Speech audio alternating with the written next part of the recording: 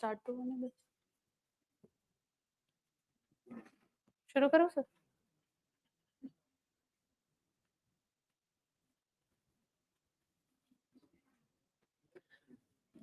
Hello and a very warm welcome to all of you. Are you all entangled in the maze of current affairs? Don't worry. Vajiram is coming up with its Smart Current Affairs program, wherein the subject matter expert faculty who are already holding a teaching experience of past 10 years would help you understand the current affairs in the most lucid manner possible.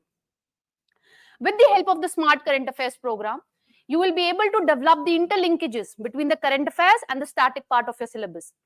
And at the end of this program, you will be provided with some practice question for your assessment. If you have any doubt, you can directly connect to our faculty members to get your doubts resolved. And at the end of these classes, you will be provided with a very comprehensive, precise, yet comprehensive material for your reference. When it comes to the Smart Current Affairs program, we are beginning this program from 1st October 2024. It is available in both the medium as well as offline as well as online, and the course timing is from 5:30 p.m. In this particular workshop, Jain Parikshit sir, who is already an alumni of Delhi School of Economics, IIM Lucknow, would help you demystify the current affairs. Today, he'll help you understand the issues which India is currently witnessing, that is safe harbor, angel tax, etc. So, stay tuned.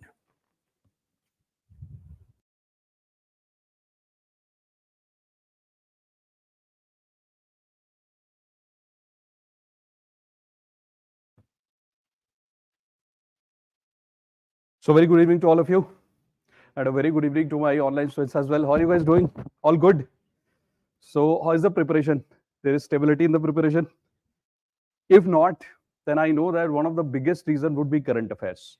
Dekho, the problem with current affairs is nobody knows where to start, where to stop, and how deep to go inside the current affairs topic. That's why this current affairs is almost like a mystery. There are many more mysteries in the world, but for UPSC aspirant, current affairs is the biggest mystery. Let me ask you a question. Now imagine that I'm an aspirant, okay, and I'm writing the exam. You framed a question for me.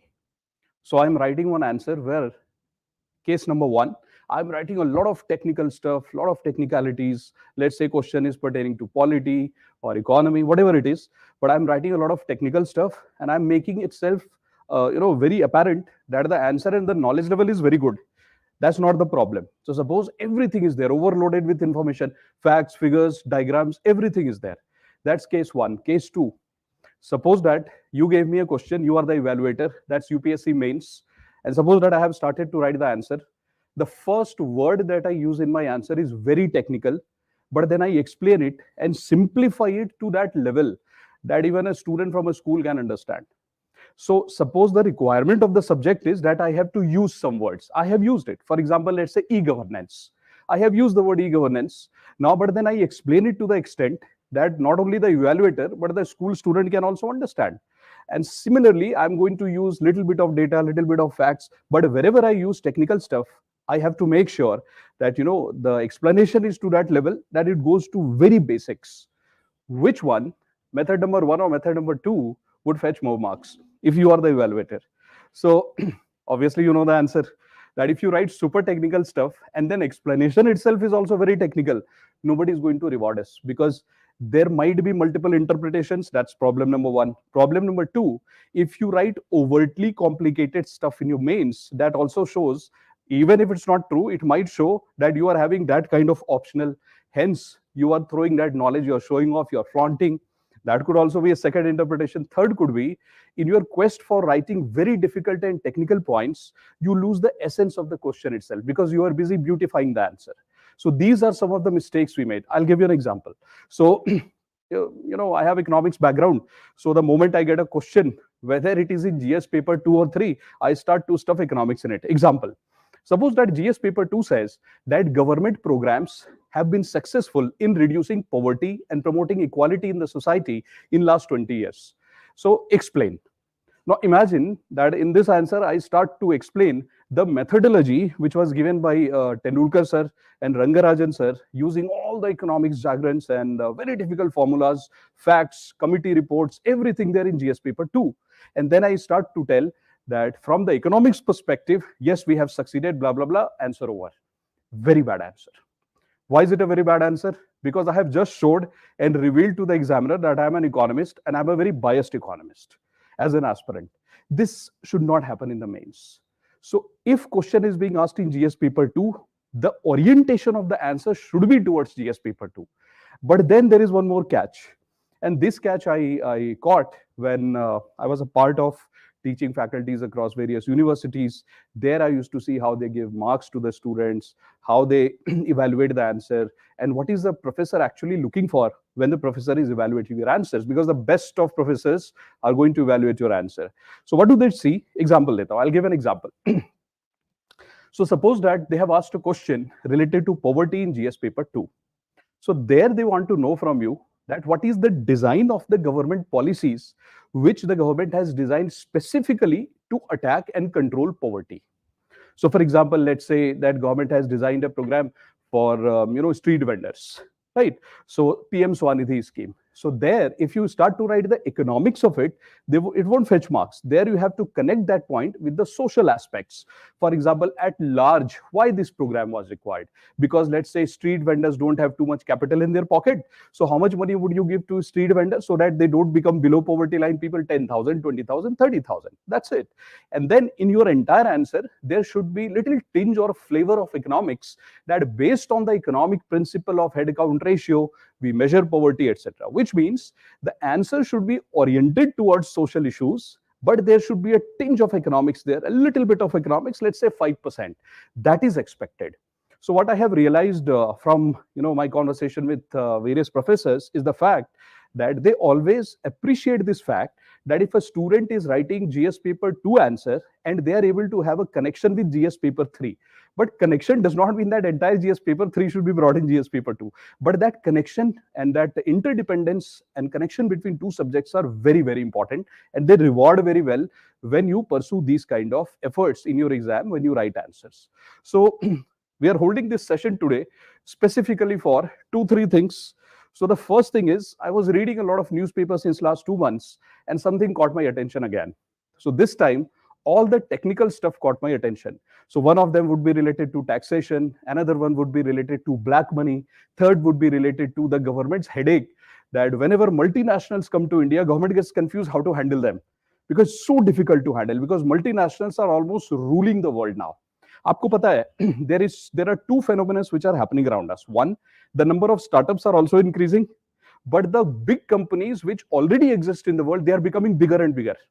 So that's also very difficult. I was reading one report by World Economic Forum, and trust me, it's a very disturbing report. The report says almost 60% of global business, can you imagine this? 60% of global business is being controlled by those companies which have some relation with each other. So for example, let's say that I am Tata's. I just bought another company. The name of that company is ABC. Now we two company are same basically. Bought that company. So now we two are ruling the market. So this type of structure almost exists everywhere in the world, and especially in developing countries. So do you see a trend in developing countries? Big companies are becoming bigger. So there would be 5 grocery stores like 10 years back. Now there is only one, because all the 5 have been bought by somebody. So there would be 5, telecom network available for us initially. Up to only 1, 2, 3. That's it. Internet connections 1 or 2. If there is problem, gone. So do you see a tendency of one company or 2 companies or few companies controlling the entire market? 100% yes. So imagine when this is true. Ab soch ke dekho, think about it. When this is true, one of the companies from the world says, hey, India, I want to come to you and I want to sell you gadgets. India says, no problem, you should be happy. We are getting too many different models of gadgets, etc. But the problem is, the moment you tell them, boss, pay taxes, they will say, no, we have paid taxes elsewhere. They will say, proof. And then they will give us a proof and say that, see, we are paying taxes through documents, etc., in country which is different from India. So you cannot tax us. Now, India will say, no, boss, the kind of tax you have paid here is different there, and the kind of tax I want you to pay in this country is different. Then they will argue that, no, that is double taxation. You can't force a company to pay taxes twice. But you cannot rubbish everything under the carpet called as double taxation, because double taxation also has some qualifying argument inside it, that when does it apply, when it does not apply, because every rule and act will have some loopholes. And if somebody is an expert, they will exploit it. So imagine in this era of multinational corporations, which are so dependent on each other, they are connected to each other. It's so difficult to understand who is paying what tax, in which country the tax is paid. So if you call a country and say, hey, can you give us the tax details of your company, which is operating in your country, they will say no. And we tell them that why can't you share the tax information? They'll say that you don't have any bilateral or multilateral arrangements with us. Then we start to pressurize them, saying that no, if you don't do this, I'll complain to IMF, World Bank, etc. Then they will say, go and complain, because we are not a member. Do what you want to do. Right, because they have nothing to lose. Why? Because they are those countries which depend on this kind of money only. They don't manufacture anything. They don't manufacture goods. They don't trade in services. What do? They simply bring black money across the world. They put it in their country, and from there, they are distributing the black money. How does it matter if somebody puts the ban over there? They are not producing any goods. So ban is going to do nothing for them. Plus, there is something called political economy. The head of the state of many countries of the world have put their money in those kind of countries. This is the complexity of the modern world. In this context, I have designed today's lecture. So see, the beginning itself is very complex. So now, the remaining part of the lecture, we are going to put 100% efforts so as to demystify, as this says, demystifying the current affairs. So we'll take up each of these subjects which I discussed. I'll give you the technical name of this, very scary names. Then we'll break it down to that level so that we can easily play with the concept and see, acha, this is the thing which government is doing. But to be able to understand that, we have to start right at top. Then we have to follow the top-down model so that we can break it down to its most basic component. दिखाता हूं मैं आपको what is actually the plan. So guys, I'm going to conduct this session exactly like a lecture for my online and offline students. You keep your pen and paper ready, because this is exactly how we teach in the current affairs. So please don't treat it like a normal workshop, treat it like a normal lecture itself. And please immerse yourself, go deep inside the mode of current affairs lecture, as if you are almost attending this lecture on everyday basis. You should feel like this, okay? Then only you will enjoy the lecture and learn the topics. Very good evening, guys. So please open your notebooks and please let's have a look at the board. Chaliye. Guys, focus here, please. See, this is the news item which I picked first so that we understand what is happening. Here, what is mentioned there? See, guys, allow sale. So what does it say? It says allow sale of roughs in SNZs by safe harbor rule. No idea. Allow sale of roughs. What is roughs? First, this is a newspaper heading. I haven't created it. So the first problem, what is this roughs? And then what is this SNZ? What is this safe harbor rule? No idea about any of this. That is where UPSC will catch us and say, beta, tell us what is this, then tell us what is the meaning of this, as well as safe harbor rule. Now, these three words have become important for prelims, mains, and interview. Only when we go inside the detail, we'll understand whether it is meant for both prelims and mains, or only prelims or only mains, but only after going deep inside it. But abhi ke liye, superficially, if I were an aspirant, I would immediately mark it and say, important for prelims, mains, and interview. Now, let's see next. So this was the headline. What is the news date? June 26th, 2024, before the budget. It says, allow, matlab somebody is requesting us that, hey, please do this for this country. What did the government do? Budget. Oh, this is also January, budget 2024. So GJEPC suggests safe harbor for sale of rough diamonds in special notified zones. And what is the date? January 19, before the interim budget. So before the interim budget, somebody is saying something that please do this for diamonds, rough diamonds. And see what this article says, allow sale of roughs.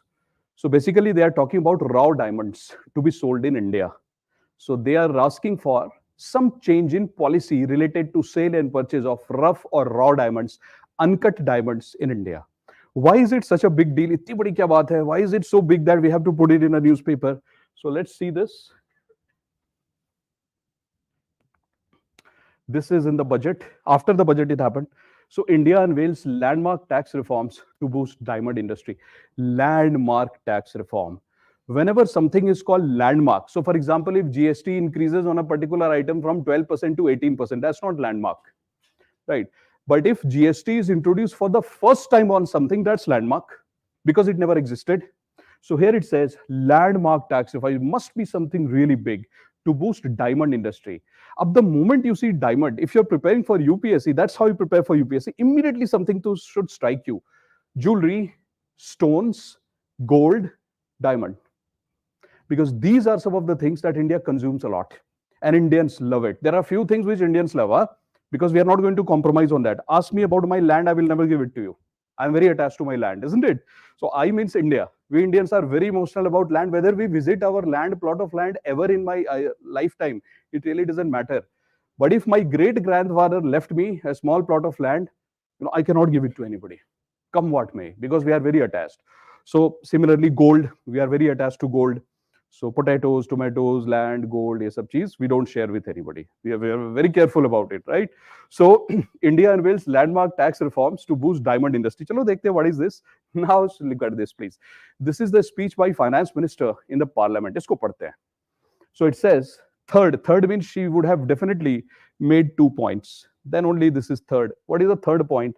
India is a world leader in diamond cutting. Wow, that's a new information. Good. And then it says, and polishing industry, which employs large number of skilled workers.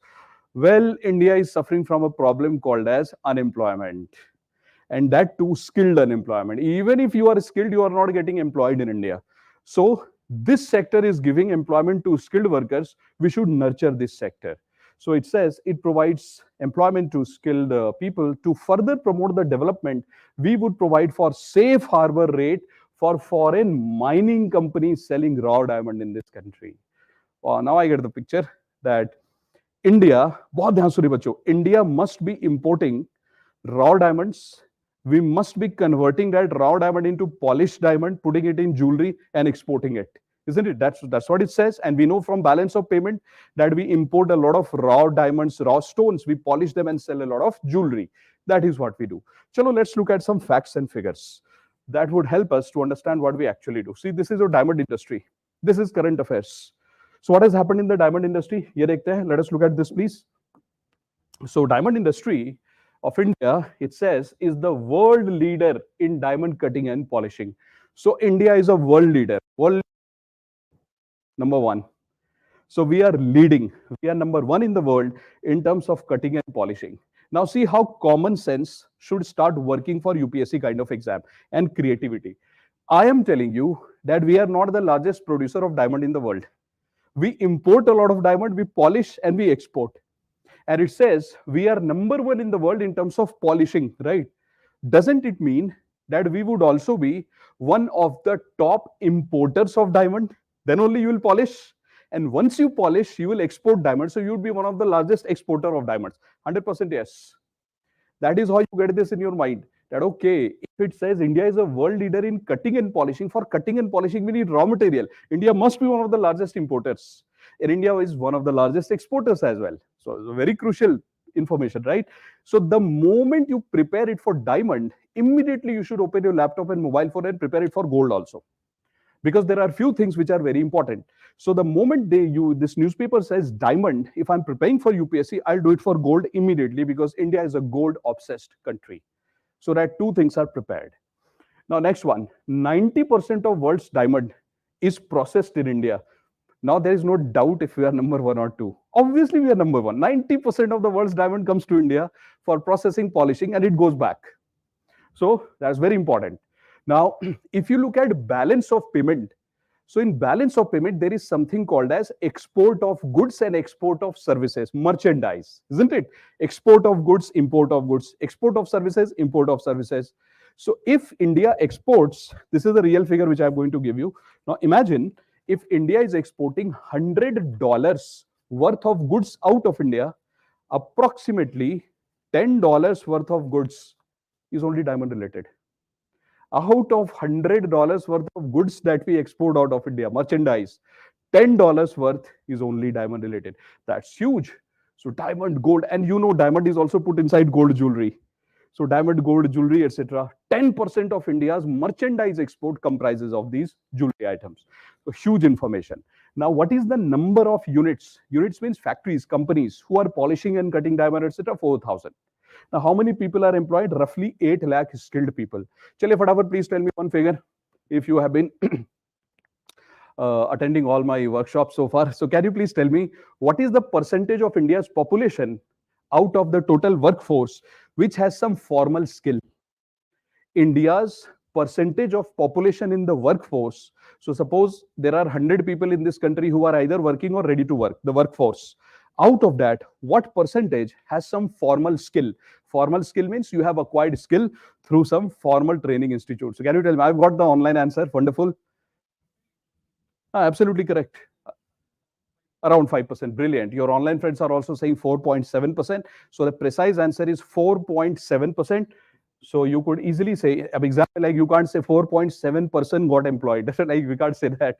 So we'll say around 4 to 5% is the formal skill in India. Formal skill means those people out of 100 workers, roughly around 4 to 5 workers have acquired skill through some formal training. Right. Now look at this. So this sector is giving employment to roughly 8 lakh individuals. This box is dangerous. From here starts the current affairs. What happened in 23-24 which scared the government? There is something really bad in this. See, our import came down, export came down. And what was the fall in import and export? 25 to 30%. Because whatever we import, we polish and export. So if your import is falling by 25%, see 25% export will also fall by almost same amount. Because whatever you get, you send.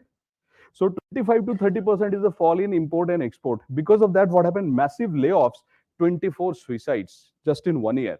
So look at these people who are working in the polishing industry, right? Diamond cutting and polishing industry. How many suicides did we see last year? Just in 12 months, 24 recorded ones. Abhi, those who are not recorded, we have no idea. But the recorded ones is almost like 24. See, even if you are losing one life, it's a dangerous sign. Because today one life is lost. If you don't do something about it, it will multiply, become 100 and 1,000. And then it will be too late. So what is the government doing? Government is saying, no, this has to be controlled.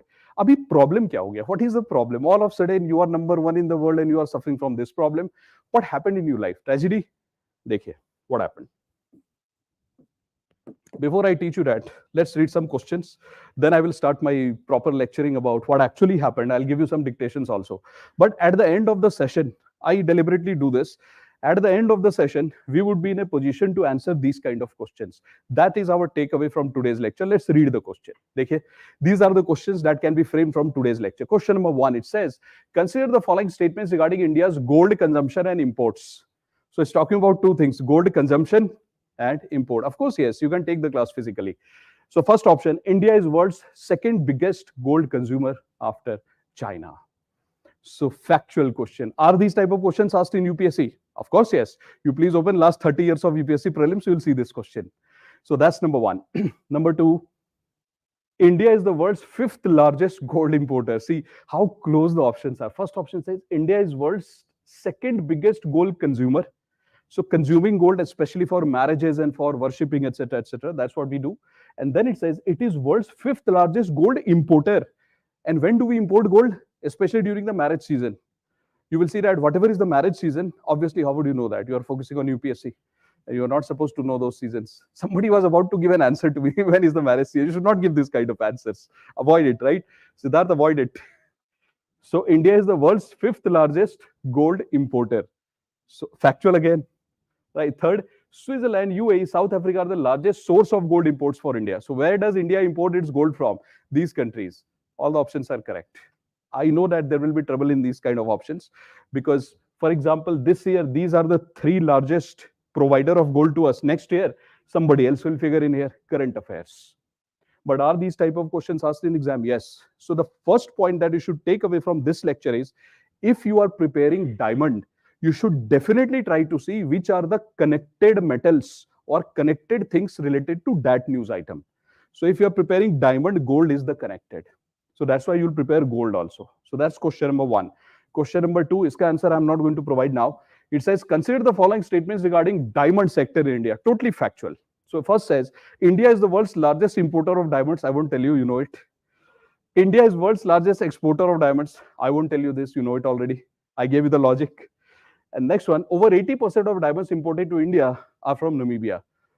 Which means, if I have to take a guess, factual, then if I'm studying geography, if I'm looking at the location of Namibia, So that means that Namibia must be the largest producer of diamond in the world, which is not possible. Namibia is not the only country. Plus, even if it's the largest producer, why will it send entire diamond to us? So this cannot be correct.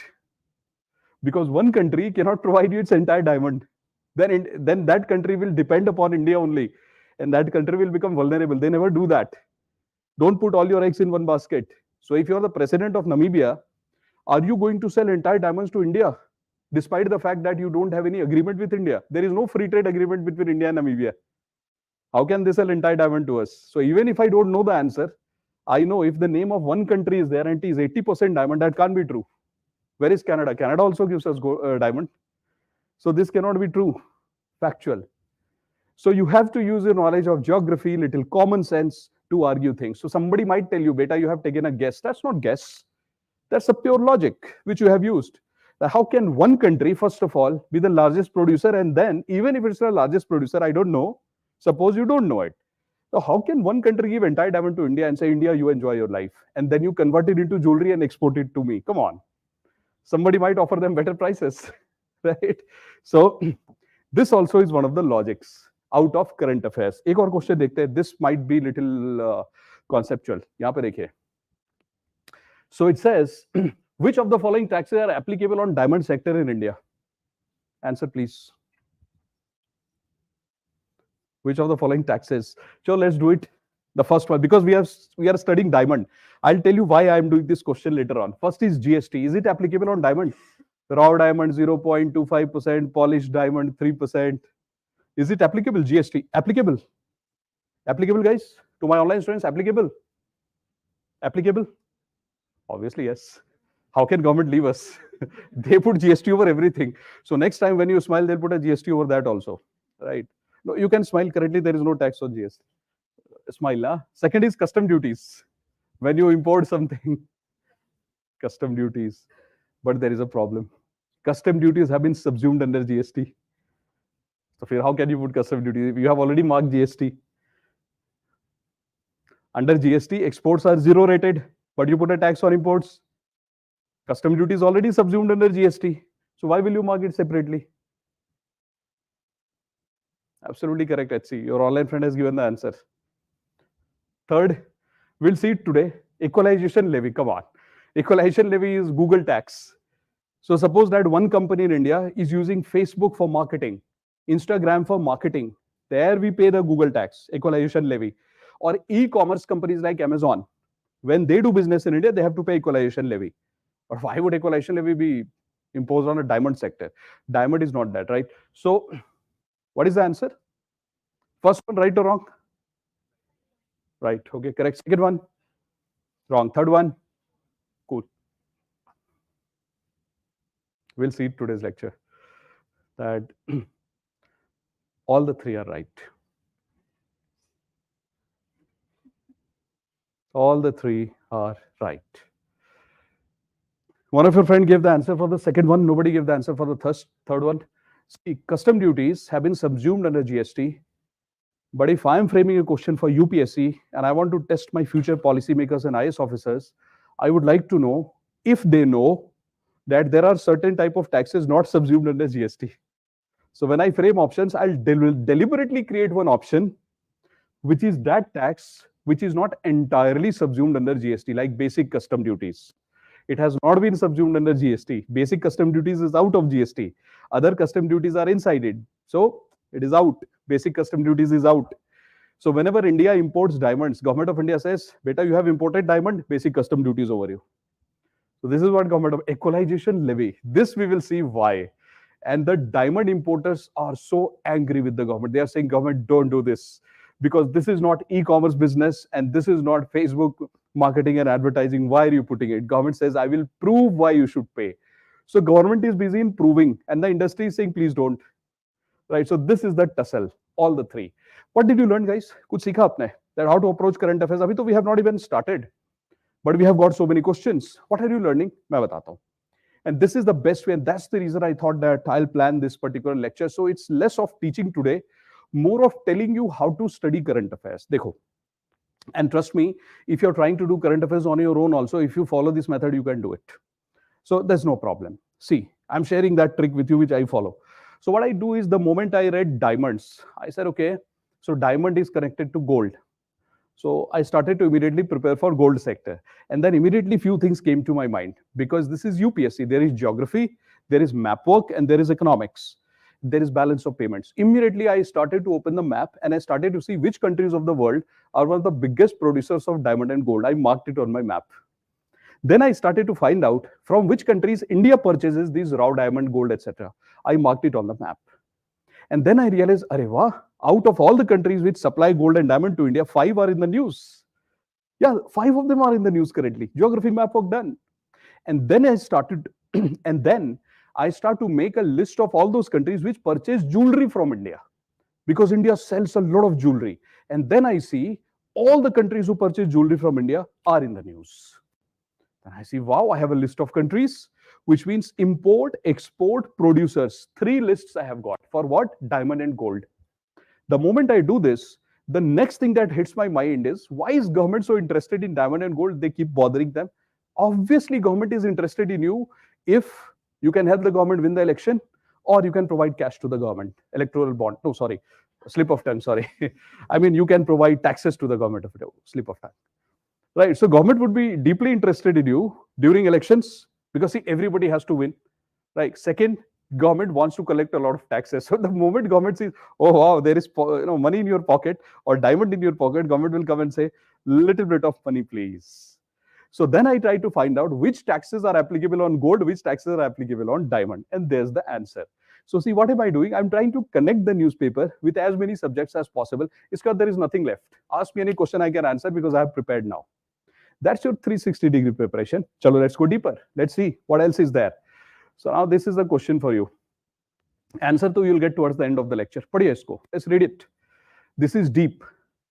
So it says, government has proposed the expansion in coverage of safe harbor rates to diamond sector in the budget. Which of the following is true regarding safe harbor rates in India? First is, under safe harbor system, the tax authorities accept the transfer prices declared by the taxpayer. Wow. First of all, safe harbor rate, no idea. Second is transfer pricing, no idea. Third, why diamond sector? No idea. Next one, it would attract more foreign raw diamond suppliers. This could be true, because more the supplier, more will be the tax collected by the government. So yeah, from that perspective, looks correct. Next is, it would simplify tax compliance for foreign mining companies. Why do we want to make the life of foreign mining companies easy? Because if you make their life easy, they will supply their entire or most of the diamond to India. And that's what we want. And government will put a tax. So this looks also okay, logically. The next one is, it would promote base erosion and profit shifting. Wow, that's deep. Because no idea what is base erosion, profit shifting. If you're studying it for the first time, you'd be clueless about it, most of the things. Even if you are studying it for ample number of times, you'd be confused. This is not that easy. This part is not that easy. So this is how questions can be created, which are very conceptual. I showed you ekdam superficial question, factual. Now I'm showing you exactly how technical questions or conceptual questions are asked in UPSC. And these days, these type of questions are asked. I can show you questions in UPSC related to BPS, BEPS. What are questions I can show you in the exam? It was asked in prelims, it was asked in mains. It's related to G20 and OECD. So these are some of the questions. Or we dekhe, if I have created some question. Ek aur hai. There is one more. See this, please. It says, which of the following attributes are applicable to variable capital company? Variable capital company, right? Flexibility, ring fencing, economies of scale, investor privacy. No idea unless you know the terms. And what is the source of this? The statement made by finance minister in the parliament. It is directly from that, which means if a minister is making the statement in the parliament, if it is spoken in the parliament, it becomes a holy syllabus for us. We have to prepare this. So these are the things that we have to do for current affairs. Abhi chalo dikhata hu main that how each of these things can be done in half an hour. So there is a jugaad. See, this I already told you. Let's start the story. And now is the time when I'll start to give you some dictations also. So here's your story, guys. बहुत ध्यान से सुनिए. There is a story I'm going to tell you, and this is what we follow in the current affairs program. We always follow a story approach, then we do dictation, then we practice question, etc., etc. So story time. As I told you, that India is an obsessed country when it comes to gold and diamond. So Indians have mastered this art of polishing stones, not only diamond, but every kind of stone. We are masters in art and architecture. So what did India do? The government of India, it spoke to anybody in India who is very good in polishing the stone and asked them, hey, what's the problem you are facing? So one of the major problem which the polishing industry of India, cutting industry of India, related to specifically diamond, they told the government that government, there is one problem we are facing, that whenever somebody sitting in India wants to import a diamond, raw diamond, we have to take at least 5 permissions. This department, that department, this taxation, there will be regular audits. Somebody would come on a surprise visit from the government and say, I have come here to check you. This delays our process of importing diamonds. And whenever there is delay in the system, the cost rises. So the diamond industry complained. They said that, government of India, that for example, for textile, there are some states of India which are very famous for textiles. Maharashtra, Tamil Nadu, Punjab side, if you go, textile. Similarly, for diamond polishing and cutting, there is one particular state of India which is very famous for that, and that is Gujarat. And you know that if you go to Surat, you will find all the experts. So they told the government of India that government, it doesn't mean that other parts of India don't know it, but most of the workers and the artists, the skilled workers related to that is here in Gujarat. So they told the government, why don't you do one thing? Dekhe bacho, so what an amazing concept suggested by the people from Surat and Gujarat. They told government, why don't you do one thing? This is Gujarat, for example. So why don't you create a small place in Gujarat here and tell that all the people who are in fishing industry, they should open their office here, first of all. And then if they import the raw diamond in this place, they would require only one permission. That, okay, you need to inform the government how much diamond are you importing, which quality, and pay the tax. Done. Outside this, if you import the diamond outside this area, etc., suppose that this area is not very famous, let's say Maharashtra, not very famous as a diamond hub in terms of polishing, etc. So them, if they want this similar kind of facility, they should also create a group of artists here, which is so big enough that government can declare this area as a special area. So they started telling the government that wherever a group of artists are there, why don't you dedicate a place and say that at least in this place, if we import diamond, there won't be any hassle. Government said, good idea. That place is called as specially notified zone. Right. So special notified zone. So government notified this area in Gujarat, and government of India said that this is the special notified zone. Government said, I'm marking this geographical area. So only advantage that I'm going to give you here is if you are located here and if you are importing raw diamonds, then unnecessary hassles and complications won't be there. Ease of doing business will be promoted. One permission related to tax, one import license, that's it. We won't trouble you every day. It's a good thing, ease of doing business. Now that's the first one. Second, now look at this picture, please. This picture will make so many things clear to you. So when the government said, "Ha, theek hai, I'm going to do this for you," so all the importers of diamond, they created this special notified area, and then this foreign country, Namibia included. So Namibia, Canada, etc., they started to give diamonds to us. So we took diamond from here. See, diamond is coming, raw diamond is coming here. India is importing. The moment raw diamond started from here, government said, hold on, basic custom duty is 5%. So if the value of your diamond is 100 rupees, uske upar 5 rupees basic custom duties. And then the government of India says, beta, equalization levy of 2%. Immediately this diamond supplier and these people, the importers in India, and who pays the equalization levy? Will the exporter pay it, or will the importer in India pay this equalization levy? Guys, equalization levy, who pays it? The importer or the exporter? The importer. Equalization levy is paid by them. Kyun? Why? Because अच्छे से, guys, come on. You should understand this through logic. See, guys, how do you understand this? If suppose diamonds are starting from here to India, how can government of India go to a foreign country and say that you pay the tax? Why will they pay the tax? They are outside our jurisdiction. They will never pay the tax. So what does government of India do? Government of India said, you, Mr. Importer, whenever you are going to make the payment to him, you are going to make the payment because diamond came from here to here. So what is going to be given here? Ye dekho.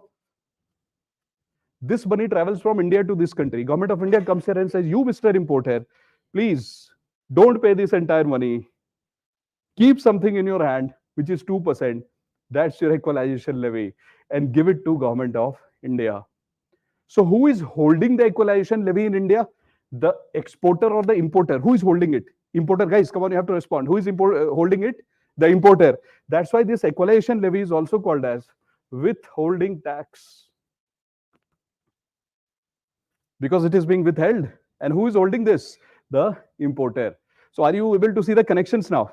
That what is happening in equalization levy? So see, you are importing, suppose I am importing diamonds from a foreign country to India.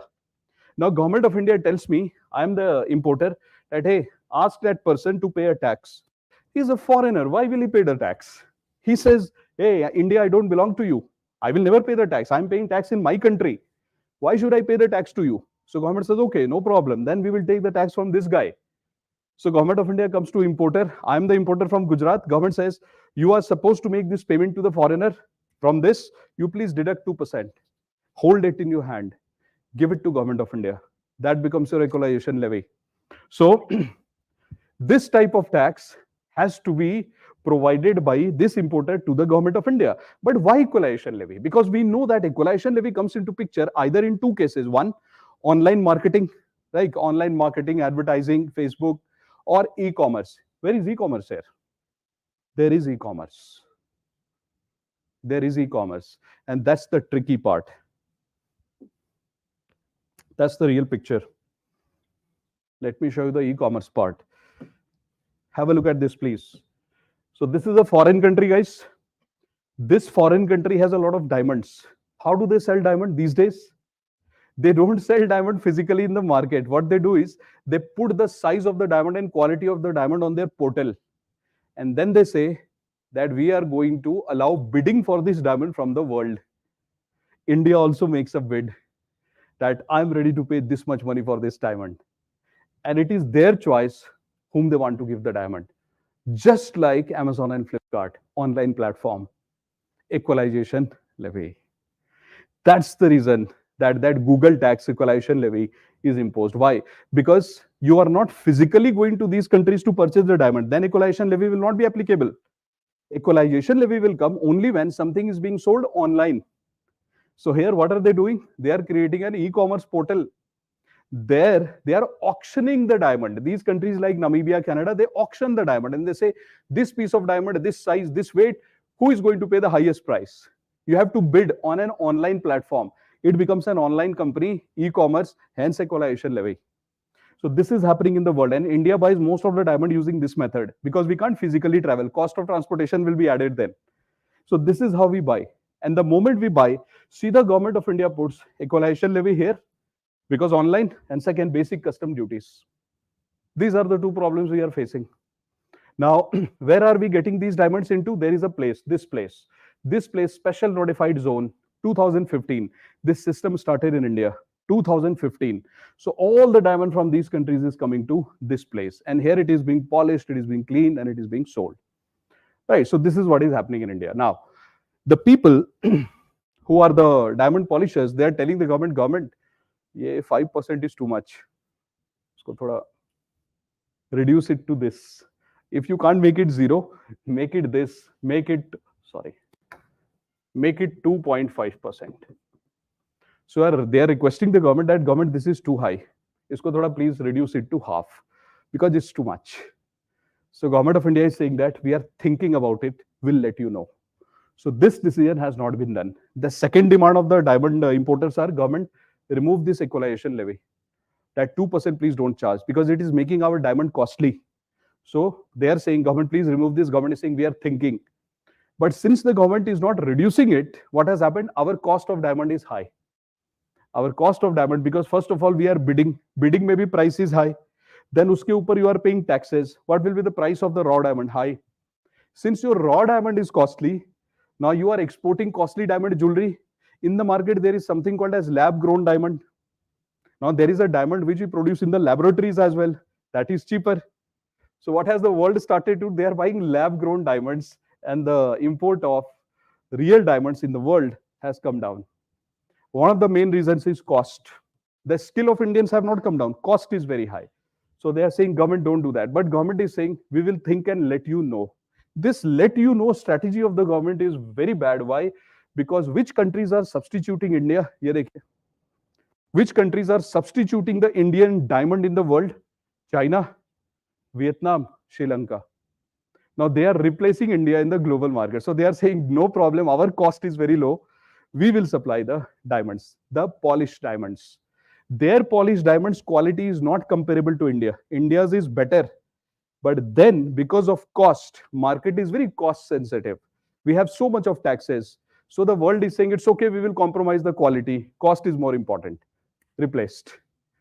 So India is facing tough competition from these three. So if UPSC will frame a question for you guys that why is India facing tough competition from countries like Vietnam, China, and Sri Lanka in diamonds, which of the following are the reason? First reason will be basic custom duty, second equalization levy, and third will be the online procurement of diamonds. All the three. It becomes very costly for India to handle all this. So what is the government of India doing for that purpose? The government of India said that we will think and let you know about basic custom duties and levy. But one thing which the government of India has done well is this part. And this is your first dictation. So please write. Okay, diamond sector in India. See how to make current affairs notes. Please write diamond sector in India. Please write, bacho, that India is the biggest. India is the biggest diamond market in the world. Biggest diamond market in the world. And the word biggest has to be underlined. These type of questions are asked in prelims. India is the biggest diamond market in the world. Number two, processing of diamond. Processing of diamond.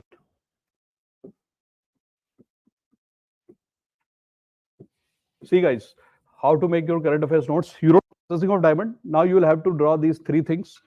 And you simply have to say that 90% of world's diamond, which means India processes 90% of world's diamond. In how many units? 4,000 units. Units means those setups where these things are done, like factories, let's call them factories. And then you have one more figure. So how many people are employed there? Roughly 8 lakhs. This is how you should write your information. Don't write full grammatical sentences in your current affairs preparation, because every time you write it, your notes will become bulky. And at the end of your notes, you will see that you have this much of notes of current affairs to memorize. That's not a good thing. So what you should do is you should prepare these kind of notes, write the figures, etc., so that it gives an idea. Even if you forget 8 lakhs, it really doesn't matter. You should simply know that lakhs of people are getting employment. यहाँ पे देखो 4,000 units, which means that how many factories are there or workshops are there where these things are happening? 4,000. So that's why when you impact these two negatively, 24 suicides were seen, because this too many people are involved there. So this is the fact you should write. Uske baad then you should write that the taxes imposed on diamond sector. Taxes imposed on diamond sector. So you know the taxes now. Bataiye bachcho, what is the first tax? BCD, basic custom duties. Number 1, BCD, basic custom duties. Number 2, equalization levy.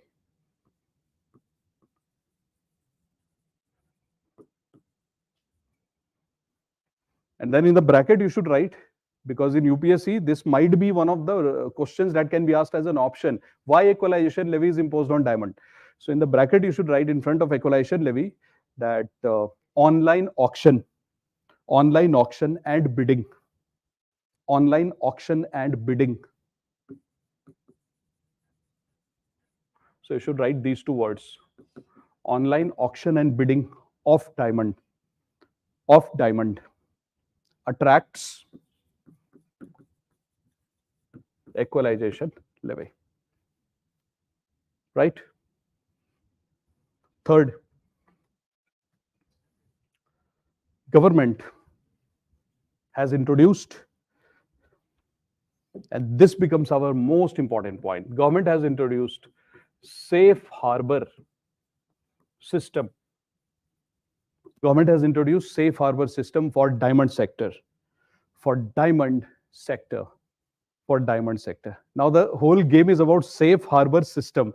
Let's see what is safe harbor system. आपको पता है बच्चों, there is one thing beautiful about this exam. The moment you see a word called as safe harbor system, I'll tell you the difference between you guys who prepares for UPSC and those who do not generally prepare for any kind of competitive exam. I'll tell you, in fact, I can give my example also. Till the time I started to learn 4 or 5 subjects in my life for various purposes, for PhD, for management, etc., etc., I did not know what is the connection between two things which is happening around me. No idea. But the moment you start to study 4 or 5 subjects together, automatically you start to see, acha, this is happening because there are 4 problems which are compelling the government to take this action. Example, safe harbor rules. Why the government of India needed to bring something so complicated for India, safe harbor rules? Because there must be something terrible which is happening, and to control, government needed something which is complex. So that is the reason. So let's go a little, deeper into the background and see chal kya raha hai, what is happening in this country. So that example is this example. Ye dekhiye. Have a look at this, please. I have taken one example which might be real, who knows. So you are smart, you know it. So there is something called as Apple Panama. So I'm going to tell you the story of a company called as Apple. Might be true, might not be true. I don't know. But you are smart, you know it. So see what has Apple done, guys. So I belong to US. Listen to the story carefully and see what is actually happening. I belong to US. So my company actually belongs to US originally. What did I do? I opened 2 branches of my company, 2 more branches. One is Apple Panama, Panama Island. Why? Because Panama Island is very famous for almost 0 taxes. It's a tax heaven. What is the beauty of tax heaven? So this question has been asked in UPSC Prelims and Mains both, that following are the features of tax heaven. So what is the feature of tax heaven? I'll tell you. So the moment Apple opened its branch in Apple Panama, opened a new company, it registered this company in the name of somebody, put some money in the company in Panama. So they went to Panama, Apple, they opened a company called Apple Panama, they put some dollars inside it, and they said that some activities are happening in my Apple Panama. Now, if being an Indian, even if Indian Prime Minister goes to Panama and says, can you please tell me who is the owner of Apple Panama? This country, Panama, will tell you no. Panama Island, they will tell you, no, we don't reveal the name of the owners. Even if you put pressure over them and tell them, Acha, tell us how much money is there in the account of Apple Panama, they won't tell you these things. Why? Because there's a clause called as secrecy clause. They maintain this. So whenever somebody opens a company in these kind of tax havens, there is something called secrecy clause, which is signed. So you keep asking them. As an Indian, you go there and ask them, hey, tell us who is the owner of this. They will tell you, sorry, we don't share information. Tell them what is a dollar, they won't tell you. In fact, simple question, boss, just tell us one thing. Which economic activity is Apple Panama doing in Panama? They won't even answer that. And if you ask them a question that, can you please tell me what is going on inside this company? I just want to see. They will tell you, sorry, we can't reveal. They won't even tell you the address. I mean, there's no address. They won't tell you the address. Right? Secrecy clause. So what has Apple done? Very interestingly, Apple opens a company called as Apple Panama. And then Apple comes to India and Apple opens a company called Apple India. So they open a branch in India also, Apple India, which they are producing the iPhones here. So they opened a company called Apple India. Now look at the game which is going on. Huh? See, I'm not saying necessarily it is happening, but I don't know. So see, that's for Apple India. That's for Apple Panama. So according to Apple, let's take a hypothetical case. According to Apple, the design of the iPhone, which iPhone is coming? 16. So the design of the iPhone 16 is coming from Panama to India. Look at this, please. The design is coming from here to here. What is the normal price of designs of mobile phone? Normal price is 1 crore. If you ask Samsung, that Samsung, how much money did you pay to your engineer just to make one change in the design? Oh, Apple mein to yahi hota hai. There will be one dot this year, next year there won't be any dot. Camera on the left side, camera will be slightly 10 degrees on the northeast side. This is what happens. So Apple keeps on doing this only. One dot here, one dot there, one shift there, one shift there. That is what. And for that, they pay 1 crore rupees to their scientist here. And the scientist is enjoying his life here. Hypothetical scientist. 1 crore rupees. Ab dekho what has happened. That 1 crore rupee will be paid by Apple India. Who is paying this 1 crore rupees? See, Apple India. And who is giving design to Apple India for iPhone 16? Apple Panama. So now, suppose that if you ask Apple India, that Apple India this year, what is your revenue? So Apple India said 101 crore. Matlab Apple India sold mobile phone in India. This phone, Apple India is selling mobile phone in India and collecting 101 crore revenue. Now, if you ask Apple India, that Apple India, can you please tell us what is the cost of production? So suppose I am moving all the salary, sab kuch, I am assuming it to be negligible, nothing. for the timing, I can take some number, but मान लो that salary they pay is very less, etc., etc. But the major charge they are showing to the government, 1 crore rupees, which is the cost of design. That's the major component. Suppose 1 crore, 1 lakh, ऐसा कुछ. So 1 crore. What is the profit? Profit is 100 crore. So Apple is saying, this is my cost, this is my revenue, this is my profit. Government says, oh, according to new budget, the tax on the companies which are multinationals, which are in India, is 35%. So they are saying 35%. So 35% of 100 crore, 35 crore. This should be our tax. This government should have collected. है ना? Government should have collected this tax. And where should the government keep this tax? Government should keep this tax here, 35 crores. This is our tax base. This is the box which we should fill. Apple realizes, no, I don't want to do that because India is charging too much of tax. What does Apple do? See, Apple says, no, 1 crore was the previous cost.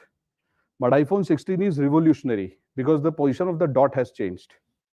So that is why the design of the iPhone is costing 100 crores. That's the price of the design. My life, my rules. Remember your Facebook, क्या बोलते हैं उसको? Whatever you put on the Facebook, right? Or tagline. So design 100 crores, huh? So now how do things change? Look at this side. Your revenue is 101 crore. Your cost is 100 crore. Why? Because you are paying 100 crore rupees to Apple Panama. That's your cost. So your revenue 100 crore, cost this, that's your profit. How much tax do you pay? 35% of this, 35 lakhs. So from 35 crore, you are paying 35 lakh rupees. Welcome to India. So what have you done? ये देखिए बच्चों, 99 crore profit shifted. What have you done? You have shifted 99 crore because earlier this 100 crore, this profit was staying in India. This 100 crore profit was in India. Now how much profit is there? 1 crore. 99 shifted. 99 crore gone. And how much tax is government getting now? 35 lakhs. Ideally, what should be our tax? 35 crores. Because the actual price of the design was only 1 crore. But Apple inflated it. Paid the price. That no, design's price is 100 crore. So this should be our tax, but this is the real tax. So do 35 crore minus 35 lakh. If you subtract it, that's the loss for India. And that loss is this, 34.65 crores. That's the loss. So if you want to show this through pictures, how will you show this? This is 35 crore that should have stayed in India, isn't it? But what is and how much of the profit? 100 crore should have been the profit of Apple within India. But what does Apple do? See, how much is Apple taking out of India? 99 crore. Apple just took out 99 crore out of India. So ideally 100 crore should have left. But what does Apple do? Apple says, no, India, I will keep only this. I'm taking this from you. And this is added to Panama. This becomes Panama's money. Why? Because earlier, Apple was charging 1 crore from India. So India was paying 1 crore. But how much is India paying now? Now India is paying 100 crore for the same design. Ideal price 1, but we are paying 100. How much extra are we paying? 99. So that 99 from India is going away. So the moment it goes away, it is added here. And how much tax is being paid by Apple Panama here? Almost 0%. So what has happened? So in this method, 2-3 things have happened. Your profit has been shifted. And because of profit shifting, what has happened? Your tax base has reduced. If you combine these words, you get something called as base erosion, because tax base has been eroded, this part gone, base erosion and profit shifting. That's called as BEPS, base erosion profit shifting. So if somebody will ask you that, beta, all this is fine, but what are the technical terms involved here? So look at the technical terms which are involved from current affairs perspective. This 1 crore rupees that you see, guys, look very carefully, bacho. This 1 crore rupees that you see, it has a very nice name. The name of this 1 crore rupees is called as arm's length price. What is the name of this 100 crore? The name of this 100 crore is called as transfer price. So we have already got two prices. I'll tell you the definition. This is called arm's length price. This is transfer price. If you indulge in a very high transfer price, it leads to base erosion and profit shifting. So if somebody will ask you a question that, can you please tell us how to do base erosion and profit shifting in a country like India, how to go about it? So you simply have to say, keep smiling and just tell the person, you just need to do one thing. Don't follow arm's length price, start following transfer pricing. BEPFs will happen. If you are the tax inspector of India, government of India tells you, beta, catch this person, who this person is. What will you do? How will you find out if something illegal is going on? Very simple. You please calculate what is this through some formula, which I'll tell you. Through some method, you calculate this. And through some method, you also find out this. Ye to already you know, because it is happening in India. You just have to calculate this. If there is too much difference between this, you will say something is wrong. And then you will come to this company, this and this company, and you will say, I'm going to put penalty over you. So then they will start to ask you that what is wrong? This is our normal price. You will tell them, no, this is not the normal price. This is the normal price. This is your inflated price. There is too much difference. If this price would have been 1.1 crore, फिर it's okay. 1.2 crore, okay. 1.3 crore is also okay, 30% higher. But how can 1 crore be 100 crore? This is not okay. So if there is too much difference between arm's length price and transfer price, that's not okay. So what has Government of India done for diamond industry in India? Something beautiful. It's visible there. Yahi dikhata hu. This is a country, for example, let's say Namibia or let's say Canada, who is sending raw diamonds to us. And this company in India is the friend of this company. They two are friends, long-time friends. And how do you know they are friends? I'll give an example. Suppose the owner of this company, look carefully, bacho, the owner of this company has 25, 26, 27% shares of this company. Shares of this company. Or suppose somebody who is a relative of the owner of this company is in the board of director of this company. What is board of director? The highest decision-making authority of the company. So if the top bosses of this company have shares here, or the bosses of this company have shares here, that means obviously they are connected. So if they are connected, then Government of India will come to both of them and tell them, don't try to fool us, because we know you are connected through shares, through decision-making, or maybe the son of this is married to the daughter of that. That is also possible. That is also a connection. So these things are called connected companies, right? So what is the technical name of these type of companies? Associated enterprise, because they are connected. And I just gave you three methods of connection. First is one company has some shares in the other company. And according to Government of India's Income Tax Acts, at least 26% share of one company must be there in another. So somebody from here must have bought at least 26% shares, or somebody from here should have bought at least 26% here through voting rights. The second is that most of the board of directors of this company should have been appointed by them. Matlab, they are deciding who will be the board of director, or they should decide who will be the board of director there. That means they're definitely connected, or that marriage alliance also is taken to be connection. So if you find these things in India, so let's say they are the diamond supplier, and this is in Surat, somebody is buying the diamond. Government of India in this budget has said that you, Mr. supplier of diamond, and you, Mr. importer of diamond, if you want that government should not trouble you, let's sign an agreement that for next 5 years, example, for next 5 years, whenever you put a price like this, so suppose you supply raw diamond and you give the price, Government of India said that whatever will be the normal market price in other countries, if your price is up to 20% higher, only up to 20% higher, then I'm not going to punish you. I will not initiate any action against you. There will be no audits. There will be nothing, because you are in the range of 20%. So if the global price of diamond is 1 crore, India is getting the diamond. And suppose from here, 1 crore is going there. Government says that's perfect. Even if the price of the diamond is 1.2 crore. Suppose normal price of diamond is 1 crore, but India is giving 1.2 crore. Thoda extra price we are giving to them. So even then Government of India says, if it is up to 20%, no problem. 25%, no problem. But if you are paying a price which is very high, like this, like Apple is doing, then I'll put a case against you.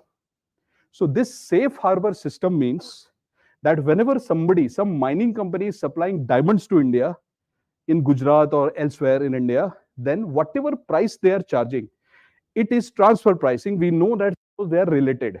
Even in this case, we will not punish them if we feel that the transfer pricing that they have charged is within certain range. So if it is beyond that range, then we are going to punish them. Abhi sawal aata hai, what is that range? Government has not declared. For diamonds, the government has not declared the range. People are asking government, tell us what should be the range, that how much higher price will you tolerate? If the price of diamond that comes to India is 1 crore, up to what point will you tolerate? Government says that we will let you know soon. But in India, guys, if you ask me, I have read different sectors, and I have seen normally the range that government tolerates is 20 to 30% on an average. So if I am, let's belonging to Surat, Gujarat, and I'm importing diamond from Africa, and price of the diamond is, let's say, 1 crore rupees. But if I'm paying, because that friend, so what am I doing? Instead of 1 crore, I'm paying 1 crore 20 lakhs. I'm paying 20 lakhs extra. So that 20 lakhs he will get.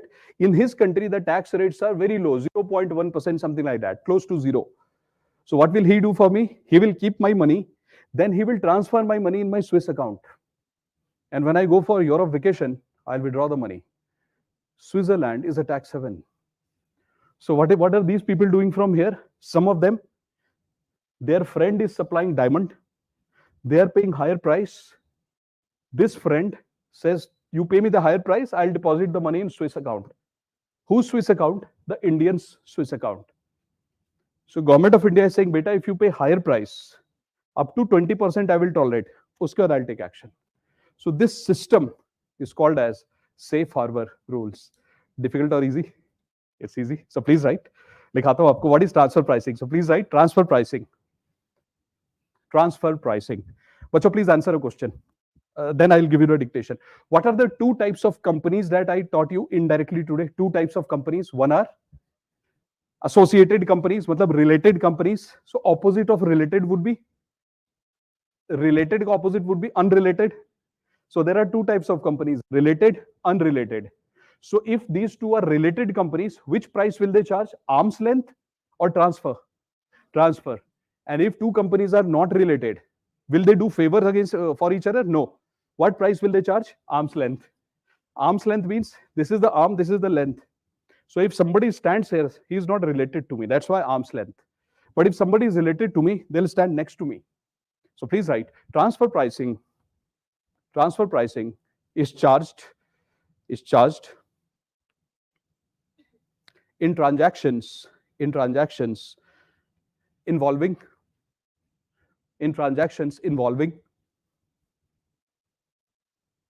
related enterprise or associated companies. Fine, associated companies. And then please write the definition of arm's length price. It's very easy, guys. Arm's length price. How will you write the definition of arm's length price? Can somebody tell me? Arm's length price is the price between unrelated companies. So please write arm's length price is the price between unrelated companies. Please put a full stop. Now, so guys, what is base erosion and profit shifting? If that question will be asked by somebody, how will you answer the question? What is BEPS? Is BEPS good or bad? Should BEPS happen? No, it's bad because India's profit is going away. So please write that BEPS. Please write BEPS. BEPS. Please write that BEPS includes all those practices through which a company from one country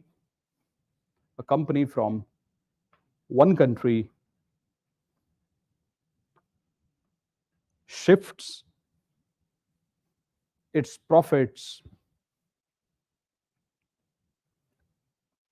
to another country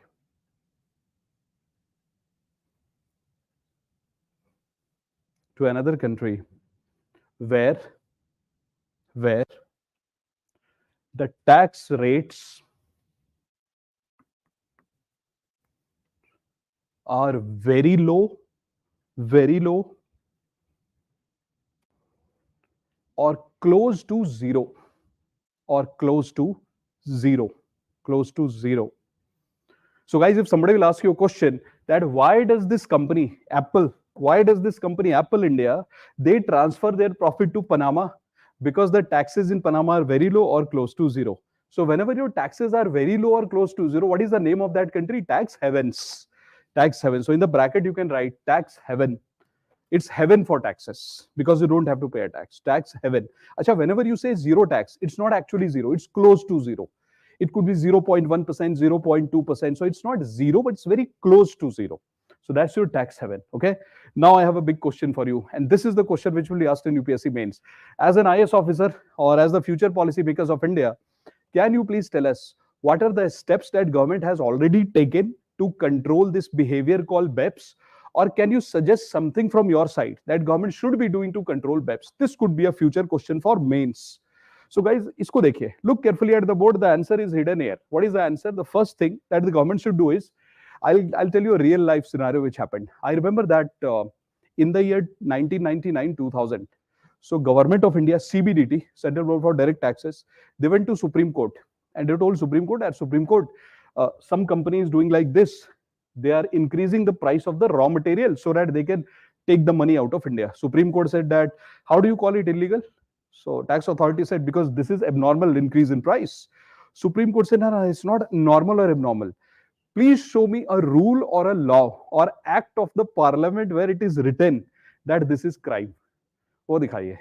So then CBDT said, we don't have it.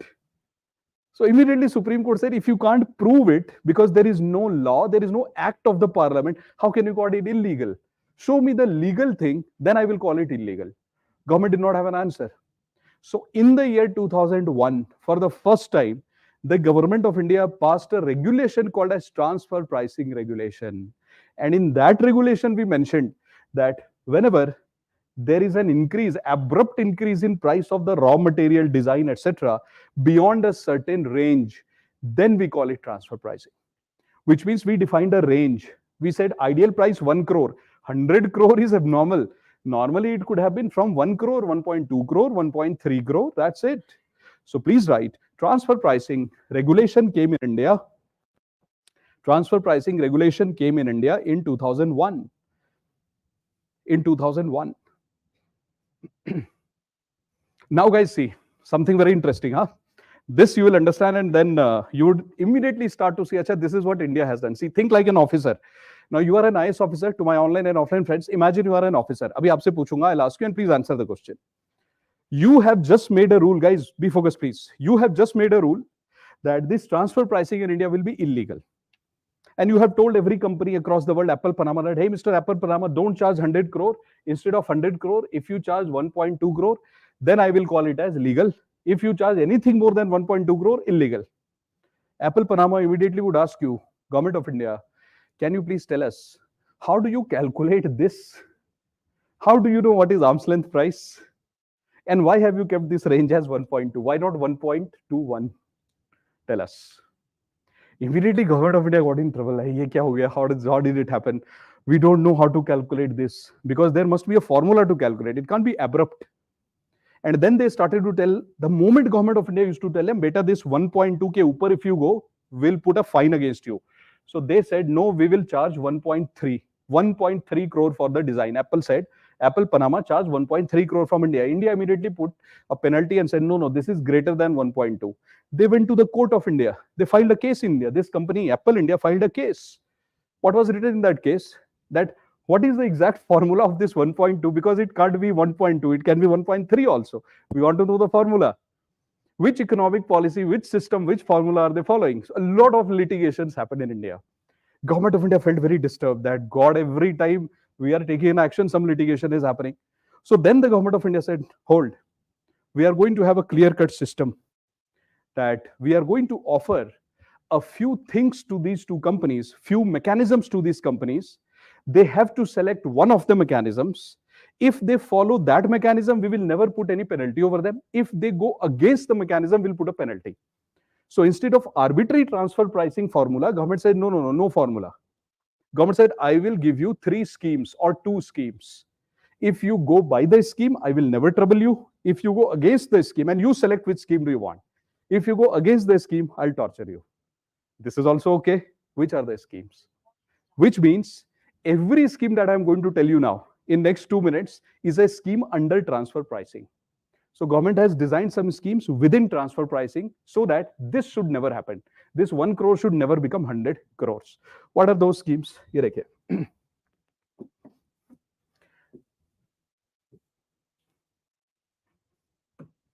And this is exactly what you have to write in your exam. So आप लिखेंगे, please write solution to BPS in India. Solution to BPS in India. BPS in India. What is BPS? Base erosion and profit shifting. What are the solutions? Guys, the solutions are very precise. So if you write these solutions with two lines in terms of explanation, you'll get very good marks in the exam. But see, do you see a flow in the story that first we found out transfer pricing, arm's length price, and then government started to punish everybody that, hey, your transfer price is greater than arm's length, 100 crore is greater than 1 crore. A lot of litigation happened, unnecessary tussle happened. Then government said, hold on, let's go by this scheme. Actually, these are schemes. So please write number 1, advanced pricing agreement. Very popular one. Advanced pricing agreement. Advanced pricing agreement. When did it come? 2012. Advanced pricing agreement 2012. I will tell you what happens under this. Listen to it carefully, please. I'll show you this picture.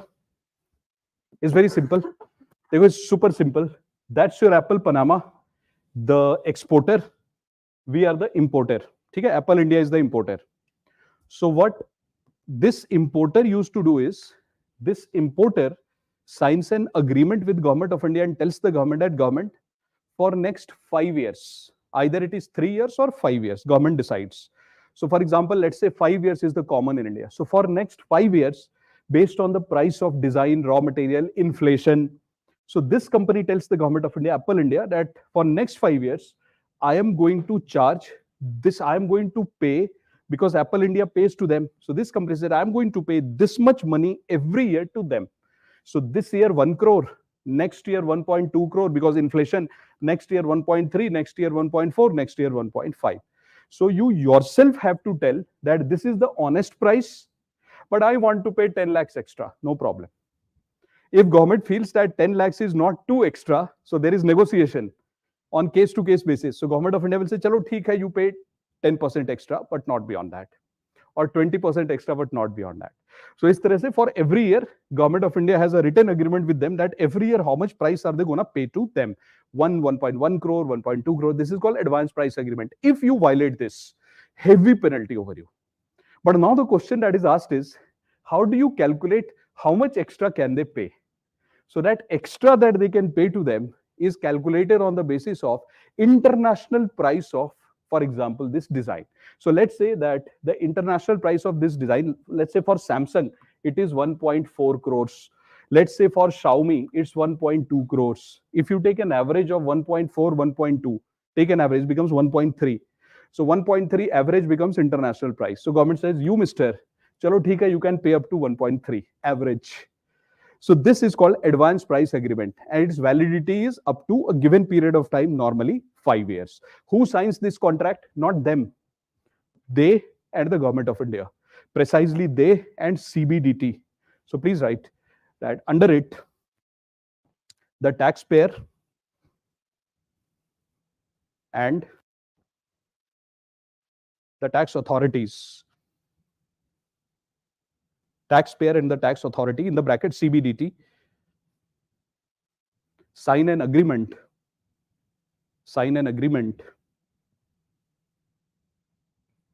about the acceptable transfer pricing, rule for a given time period. For a given time period. Like 5 years. Like 5 years. What is the problem in this method? I told you that the average is taken.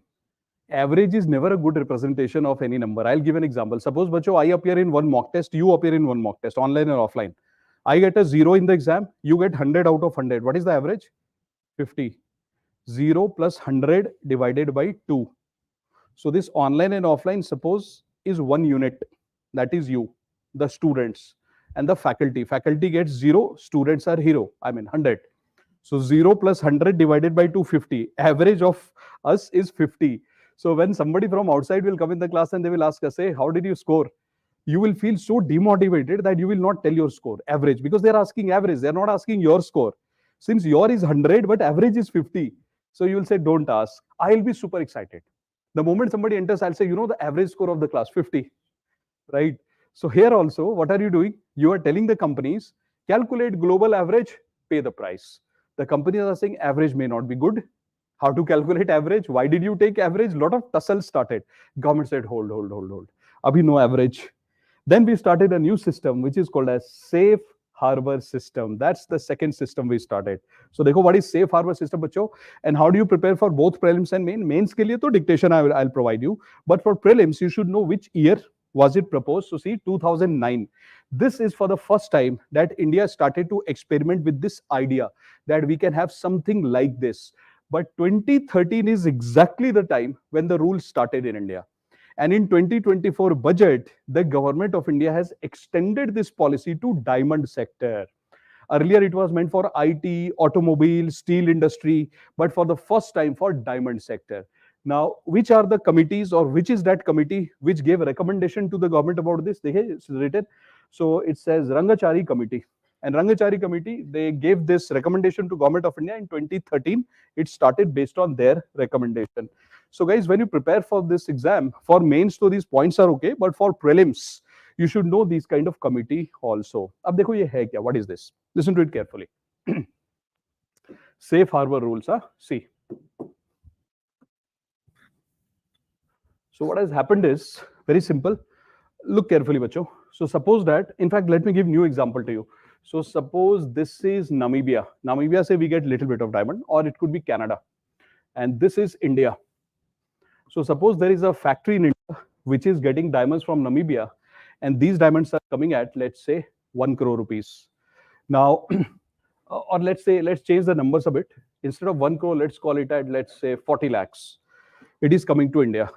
Now, this factory pays salary, etc., workers, electricity bill, 60 lakhs. Right? So 40 lakhs is the cost of raw diamond. 60 lakhs is the operating cost, means day-to-day expenditure in this factory. So what is the cost of production of polished diamonds which are to be sold? 40 plus 60, 1 crore. 1 crore is the price of the diamond. Now, iske upar they will put some profit.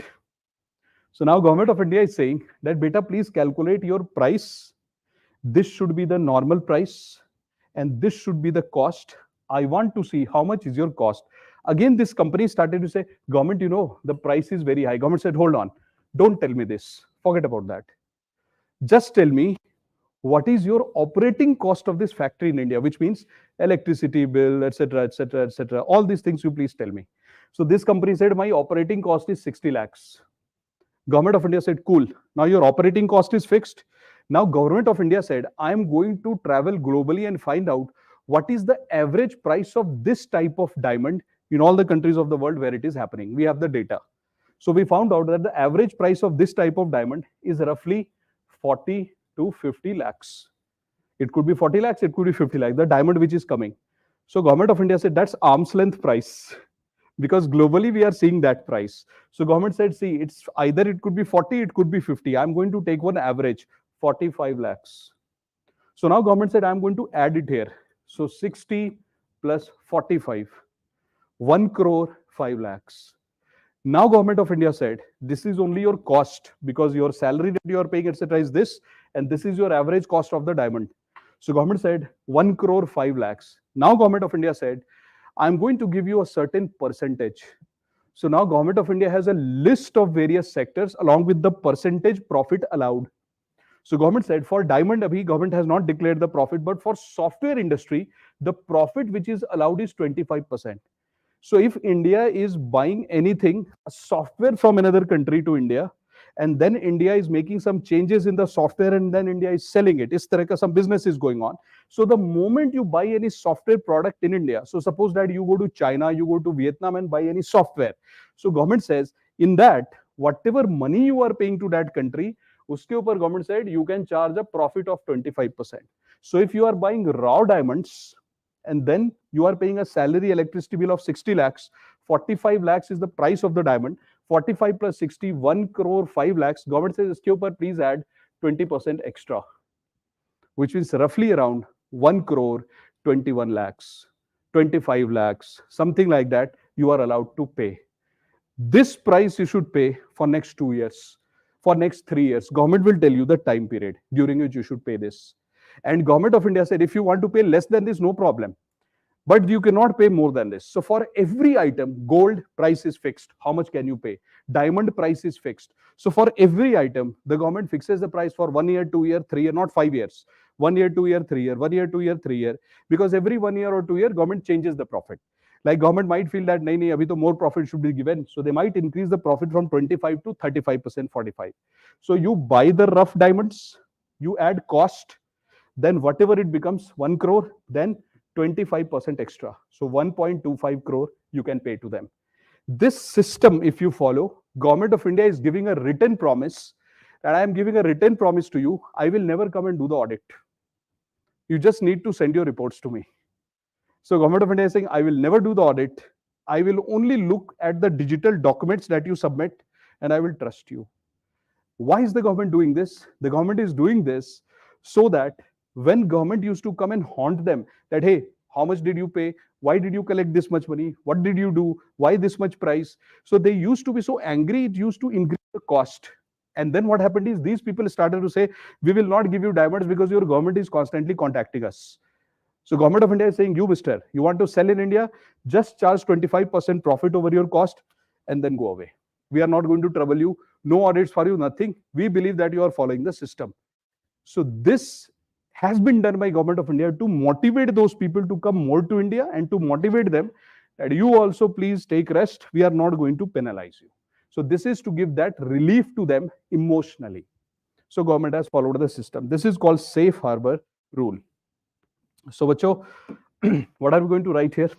Please write. Safe harbor is a system. Safe harbor is a system under which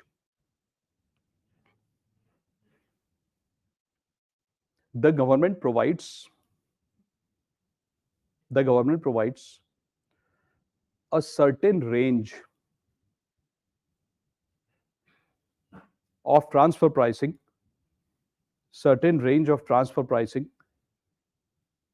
to the companies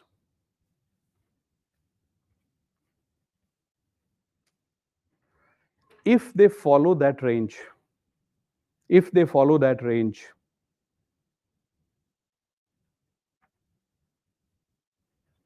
The government accepts it and does not put them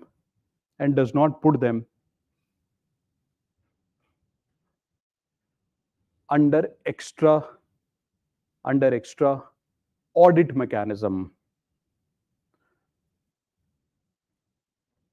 or scrutiny.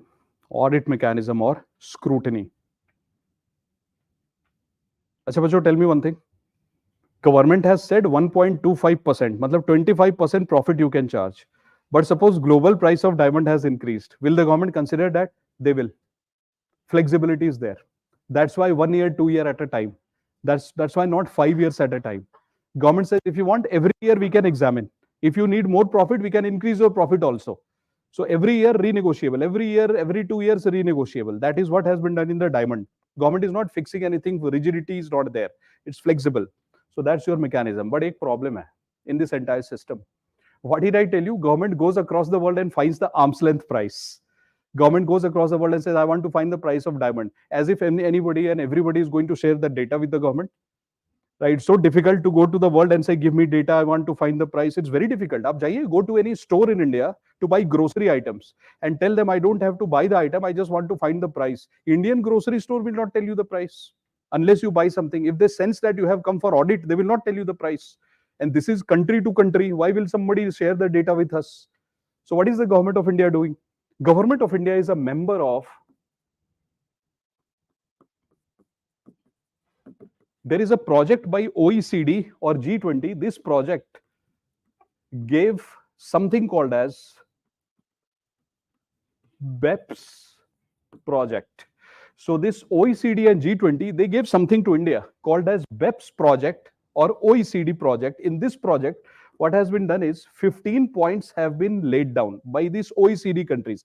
What have OECD countries done? They have given a list of 15 points and they have said, if anybody would like to be a member of this BEPS project, so for example, let's say India and US is a member of the BEPS project. One of the points under those 15 points says that anytime India can call US, US can call India, and they can demand that can you please share the financial details, limited financial details of one particular company which is doing business in India and US. And both these countries will have to share that information. So that is called as country by country reporting. So under this clause, country by country reporting of BPS project, who started BEPS project? G20, OECD. And when was this list of 15 points given by BEPS? List was given in 2016. Is India a member of that project? Yes. So what are they saying? They are saying that in this list of 15 points, one of the points which is mentioned is that if you are a part of the project, data sharing becomes smooth and compulsory. So now more than 140 countries are a part of it. And all these multinationals that you see, they belong to these 140 countries. So India constantly keeps on calling them and tells them, can you share the data of what is the price of diamond in your country, how many taxes they are paying, etc., etc. All the financial data India collects, and they collect the data from India. This is how we know what is arm's length price. This part is very important. So please write the next part, that under BEPS project 2016, 15 points, 15 points have been mentioned. 15 points have been mentioned.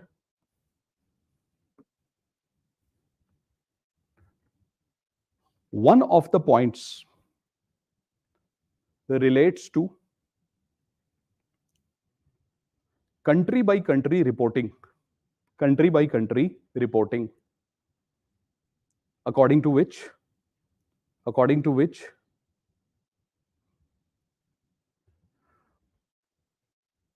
the data sharing between the members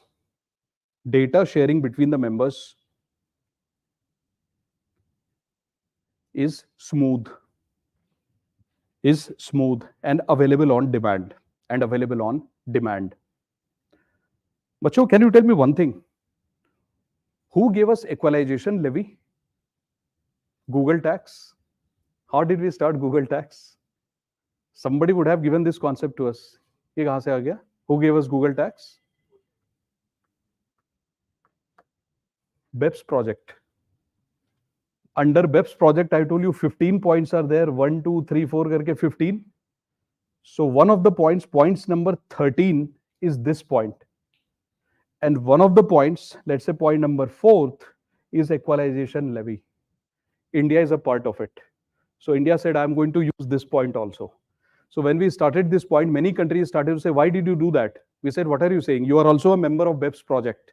We are also a member. BEPS project itself says there should be equalization levy. That is why we are doing this. So BEPS project has 15 points. One of the points says country by country reporting. One of the points says equalization levy should be there. And one of the points also says transfer pricing should be stopped. Hence, India has started to make this arm's length price rule, advance price agreement, safe harbor. All this that India is doing is under BEPS project. So you should write this as a note. It will help you. So please write that under BEPS project. You can write it as extra note. Under BEPS project, some important provisions are equalization levy. Number 2, transfer pricing. Transfer pricing. Number 3, data sharing. Data sharing. Data sharing. So guys, I want to show you one mains question. That's your mains question. So what does the question say? Isko karte hain. Let's do this question. Let us see if we can apply this knowledge in solving this. So question says, explain BEPS. That's your first question. Typical UPSC type question. Second part says that how can advanced pricing agreement and safe harbor system safeguard against MNC's unfettered quest for BEPS, especially in developing economies? 10 marks, 150 words. What does the question say? The first part of the question is saying explain BEPS. Aapko batana hai that what is the definition of BEPS. The second part is saying I taught you something. See guys, how to answer this type of question. The first part says you have to explain BEPS. Then I told you that under BEPS, what is happening? Transfer pricing is happening, because through transfer pricing only BEPS is happening. So we are saying this we have explained through the definition. Then we are saying that to carry this, countries follow this policy called transfer pricing. MNCs come here, 1 crore ka cheez they are charging 100 crore, and this is how they do this. Then what did we study today? That under transfer pricing, we started it in India in 2001, and under it we have done 2-3 things. The first thing we have done is advanced pricing agreement. The second thing that we have done is safe harbor system. Under advanced pricing, a fixed price is decided. And okay, this will be done. Under safe harbor system, government gives a guideline that you can have a profit in the range of 20 to 25%, something like that. Fixed price is not given, a range is given. So you can price your product accordingly. And the third is country by country reporting. And then we said that ye sab kahan se aaya? From where are we getting all this? BEPS. We are getting all this from BEPS project report 2016. So we are saying all this. In fact, in a very subtle manner, we said that India should cover more sectors under this safe harbor. Why? Because government of India finds it so difficult. Every time there is a Supreme Court case, you tell a company that you are doing something wrong, they will file a case against you. Now government of India is busy, that company is busy, wastage of time. And to find out who is the culprit, government has to spend so much of resources. The tax authorities have to waste so much of money, time. So government of India is saying, no, this is not good. Let's follow this only. Let's have an agreement between the companies, problem solved. So this part you will have to write here as an answer. And then you will have to conclude. This is how you frame the answer. So मैं आपको दिखाता हूँ that how exactly you should be framing your answer. See guys, this is one part which I wanted to discuss today. And this is how we do normally in our current affairs classes. Whenever we do a topic related to mains, we immediately after doing that topic, we come in these kind of things. See what is mentioned. So this is a 150 word answer. 150 word would mean 10 marks, and that would mean typically around 7 minutes. You are going to get around 7 minutes in the exam. You are not going to get more than that. Why? Because you have to read the question also. Maybe you are a little tired at that time because you have written the previous question. So mind does not work with 100% efficiency every time, every second. It is not possible. So roughly the writing time that you will get is roughly around 6 to 7 minutes. The remaining time you have to think what to write. So see, how do you divide your answer? I'll tell you the jugaad, the method of completing your answer on time. So see, that's your intro. In the intro, since it's a 10 marks question, you should not write more than 20 to 25 words. You should try to avoid writing more than this. And what is the meaning of 25 words, 20 to 25? In one line, how many words can you write? Roughly 8 to 9. Which means that you have to write your intro in 1 to 3 lines. That's it. Try to write it in 3 lines. If 4, it's okay. But try to write not more than in 3 lines. So 3 to 4 is manageable here. That's your intro. And you should not give more than 1 minute to it. In this 1 minute, you have to write the intro and think about what you are going to write in the body also. This structure should be there in your mind. Jaise, the moment I read the question, that question, I will divide my answer sheet into these parts mentally. What will I do? Intro, body, conclusion. And then I will tell a rule to my mind that introduction should not be written beyond 1 minute. So I'll start looking at my clock and I'll say 1 minute, I will stop. So I have given myself 7 minutes for this question. The moment it's 1 minute, whether I have written the intro or not, I will stop. Because if I give more time to it, body will be compromised. That's the best way to do it. So those of you who feel you are not able to complete your answer in time, Suppose you are taking 15-20 minutes to write this answer. The mistake you are making is you are completing your answer, then looking at time. Do the reverse. You write your introduction, give yourself 1 minute and tell yourself, after 1 minute, I'm going to stop. So what will happen? Even if you have written 2 lines, stop. So at least you have written 2 lines. Then you come to the body of the answer. What are the ingredients of the body of the answer? What do you write in the body of the answer? First, you write definitions, if possible. Then you write meaning. So suppose they are asking advanced pricing agreement. You write the meaning here. If possible, you write the name of the agency or committee which gave it. So for this, you have 2 minutes. So not more than 2 minutes. Why? Because in this question, there are 2 bodies. First, you have to define what is BEPS. That's the first question. So you have to tell what is BEPS. That's the first part. And second body is this. 2 bodies are there. So since 2 bodies are there, 2 minutes for 1 body, which means that in 2 minutes explain what is BEPS. In 2 minutes, please write advanced pricing agreement, etc., etc. So what will happen? 2 plus 2, 4 minutes. And this is 1 minute. 5, 1 minute conclusion. Again, 25 to 30 words. 6, 1 minute for your flowcharts and examples, if you feel there should be a flowchart. So this makes 7 minutes. So what is the best strategy to do? Look at your clock and say, okay, this is time 8:45. So till 8:46 in the exam, keep your watch there on the table. Next 1 minute, you write the intro and then stop. Then you start writing what is the meaning or definition of BEPS. You write it for 2 minutes. What is BEPS? 15 points. You write, then you stop. So 2 minutes. You keep looking at your watch. 2 minutes, stop. Even if you have been able to write half the definition of BEPS, you should stop. Why? Because if you continue writing this part you will never be able to complete. And anyway, your answer will be incomplete. This page will be left. For 10 marks, you have 2 pages. If you don't clock your every part of the answer, then your next part of the answer, which means this page, will be completely blank because you will run out of time. So what do you write in the body? You mostly write definition, meaning, agency name, and or you write steps, impact, or data. So for example, if somebody would ask you, what are the steps to control black money? Then you write these steps, etc. What is the third thing that you should write? Flow chart. If possible, 1 flow chart. In every question, you should not write flow chart. My experience says, looking at the question these days, that if there are 20 questions, at least in 6 questions, 7 questions, you can do a flow chart. That's what I feel.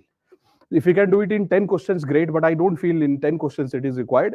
In 7, 8 questions, 7 questions, 6 questions, if you do, it's good enough. If you can do in 10 questions, also great.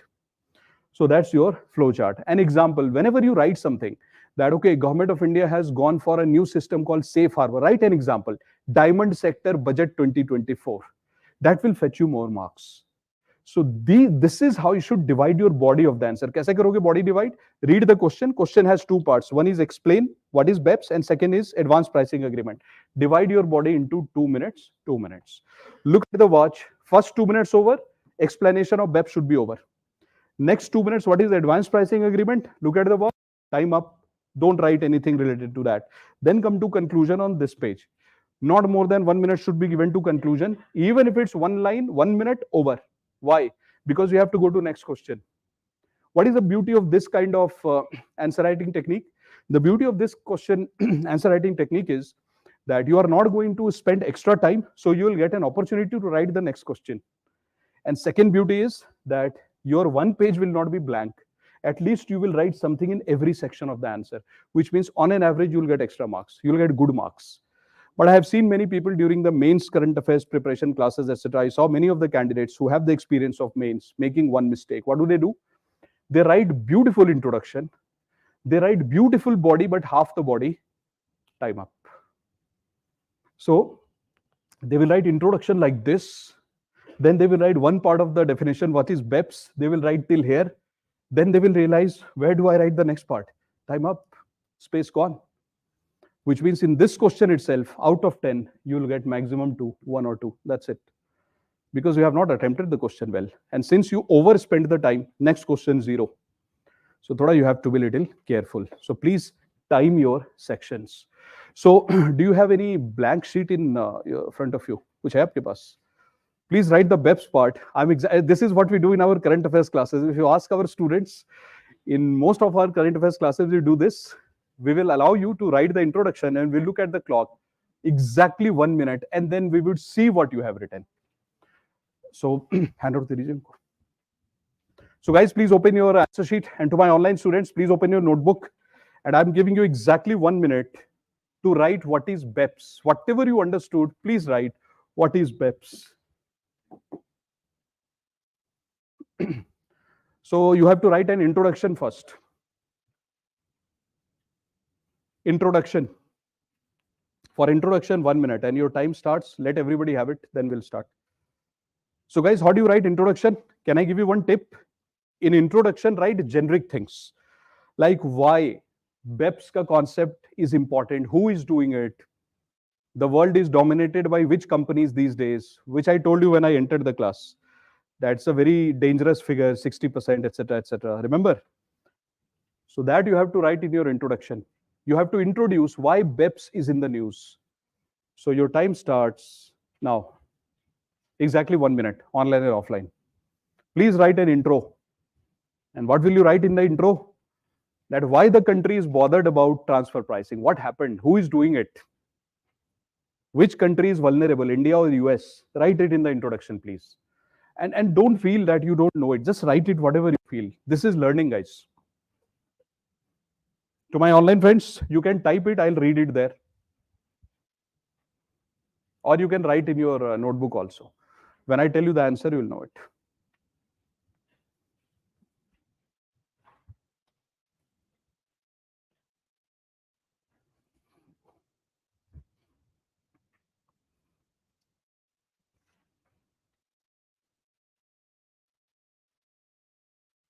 So to my students who are watching me on YouTube, so guys, do the same thing.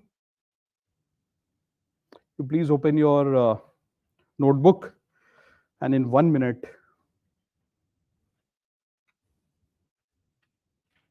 write the introduction, please.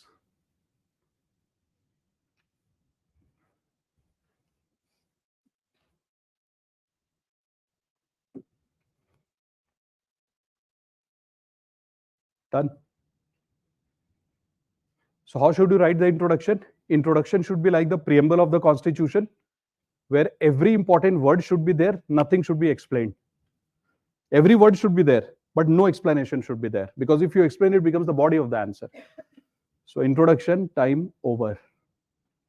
Now please change the paragraph and please write, I'm giving you 1 minute, please write definition of BEPS. If you don't know 15 points, just write it has 15 points, like transfer pricing. So please write what is BEPS. You can draw that diagram I gave you. Remember this diagram? That tax base is this. From here, the taxes moved here. You can draw that diagram.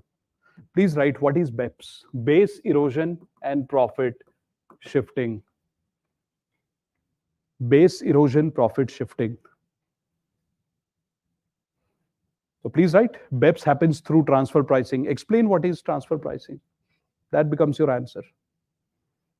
Or did BEPS happen through transfer pricing? Attempt it, please. This is how you learn. Dekho, anyway, you will get the ready-made answer. That's not a point. Point is to learn in the class.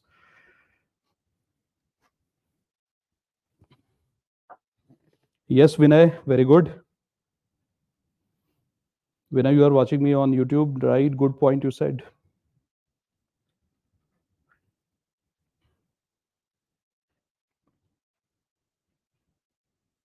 NR, very good point. So please write the definition of BEPS and write that it is done through mostly methods like transfer pricing. Then explain transfer pricing. So please write BEPS happens through transfer pricing and then explain transfer pricing. That transfer pricing is the price between associated companies or related companies. Right. And then the next part of the question. So you have some time, please write. Complete it, please. Let me see what you're writing. And guys, this is exactly what we do in our current affairs program. We keep an eye over what you are writing in the class, because this is the place to learn. Very nice. Take exercises seriously, please. because the best learning happens in the classroom. At home, the best thing that you can do is polish. But learning happens here.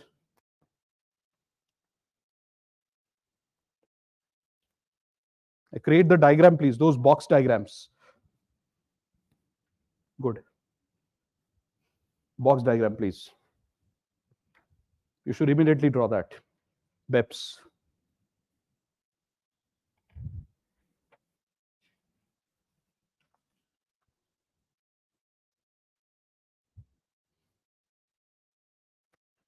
You should definitely draw the box diagrams. And how does BEPS happens? Through transfer pricing. So you should define the transfer pricing as well. Okay, cool, done. The next part. You will see at the end something really interesting will be seen in your answer sheets. I'm telling you this. You'll be so proud of yourself. If you follow this method, I'll show it to you. Now see, what is the next part? It says, how can advanced pricing agreement and safe harbor control this behavior of MNCs? And I told you that there are three methods through which government is trying to control. The first is advanced pricing agreement, second is safe harbor, and third is country by country reporting. Then I told you the beauty of all these three is that there is some sort of target given by Government of India to the companies that by don't cross this limit. This is how government controls. But how will you start this part? The second body of the answer is steps taken by government to control BEPS. This should be the title of this part. First part is what is BEPS and transfer pricing. The second part should be, you should give a title. Please write, please start your second part of the answer. So first part is over. Second part is steps taken by government to control BEPS. Steps taken by government to control BEPS. What will be your opening line? What did government do to control BEPS? Transfer pricing regulations. In which year? 2001. Remember Supreme Court? Government went to Supreme Court. Supreme Court said, where is your regulation? 2001. So please write that in your answer. That transfer pricing regulation started from 2001. And some other steps were taken. Which step? Number one, advanced pricing agreement.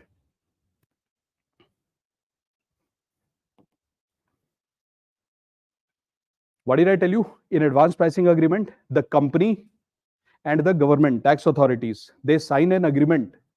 For how many years typically? Normally for 5 years. That what price will be acceptable and what price will be treated as transfer price. That's it. That's what you have to write. That government and taxpayer, they agree to a certain price called as advance price. Right? Which year? 2012. 2012. It's so easy to memorize. How? 2012 advanced pricing, 2013 safe harbor. So what is done under advanced pricing? A certain price is decided for next 5 years, and then they agree by updating the price every year. But what happens in safe harbor? A range is given. So please write safe harbor. In safe harbor, you can write a range is given by the government based on operating cost. Remember the word operating cost. So you have to use that word. A range is given by the government based on operating cost. And the companies have to follow the range.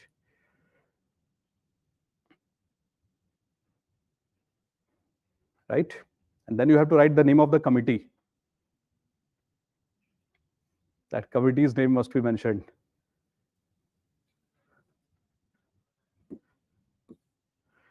And then after writing that, Rangachari committee. Safe harbor. What will you write as current affairs? That government has included diamond sector under safe harbors. Diamond sector has been included under safe harbor. What happens under safe harbor? The government does not conduct unnecessary audits. No troubling. Right? So you can have your ease of doing business. So you can write that unnecessary audits not conducted. It promotes ease of doing business. Just you have to write 2-3 lines on everything, not details. Done. Then you have to write country by country reporting 2016. What will you write here? It is a part of BEPS project 2016. It's a part of BEPS project 2016. Please write it so that you can see if you are able to complete the answer. It is a part of BEPS project 2016 for smooth data exchange. For smooth data exchange. For smooth data exchange. And bachcho, since you have used the word BEPS project, you have to write 2 lines on it, that under BEPS project there are 15 action points. So you have to write this by changing the paragraph, that under BEPS project there are 15 action points, like transfer pricing rules, equalization levy, data sharing,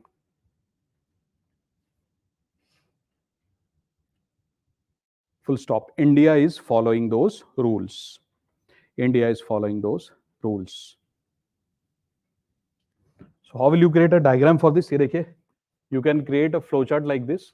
Steps to control BEPS. How will you write it? Essay. Something like this. The first will be transfer pricing. Second will be advanced price agreement, safe harbor rules. And then you can write country to country, country by country reporting as a part of BEPS project. Then you can write it has 15 points. That's your flowchart. And here you can write the name of the committee. Right? So Rangachari committee you can mention. This becomes your flowchart. This type of flowchart is required. What is the rule of flowchart in the exam? It should not be messy. It should not be chaotic. Don't start explaining the flowchart here. Flowchart should be explained later on. If you start to make this bulky, that advanced pricing agreement is the agreement between Government of India and taxpayer for 5 years, not required. You are already writing it in the point. So keep your diagram very simple, crisp, and non-chaotic. No, once you have to use the full form, and after that you can use the, but once you have to use the full form, uske baad you can use the short form. So this you write, and now you please write the conclusion. Conclusion likhiye bachcho. Please show me the conclusion. What will you write in the conclusion, please? So for conclusion, you are getting again 1 minute. Conclusion you have to write in 1 minute, 25 to 30 words. I gave you some conclusion, I remember, that India should have more multilateral and bilateral agreements for data sharing. Then I told you that safe harbor rule should be extended to other sectors also. And then I told you that the profit margin should be adjusted regularly. How can you fix profit of 25% for every day? So for 6 months, 1 year, okay, but then update it. So write these things. So you can write that tax revenue is important, especially for developing countries. Hence, we should control BEPS. So more agreements between countries. Follow all the BEPS project 15 points. And then include more sectors under safe harbor. And then update your prices whenever required. This you should write. You create some good sentences out of it, you will get good conclusion.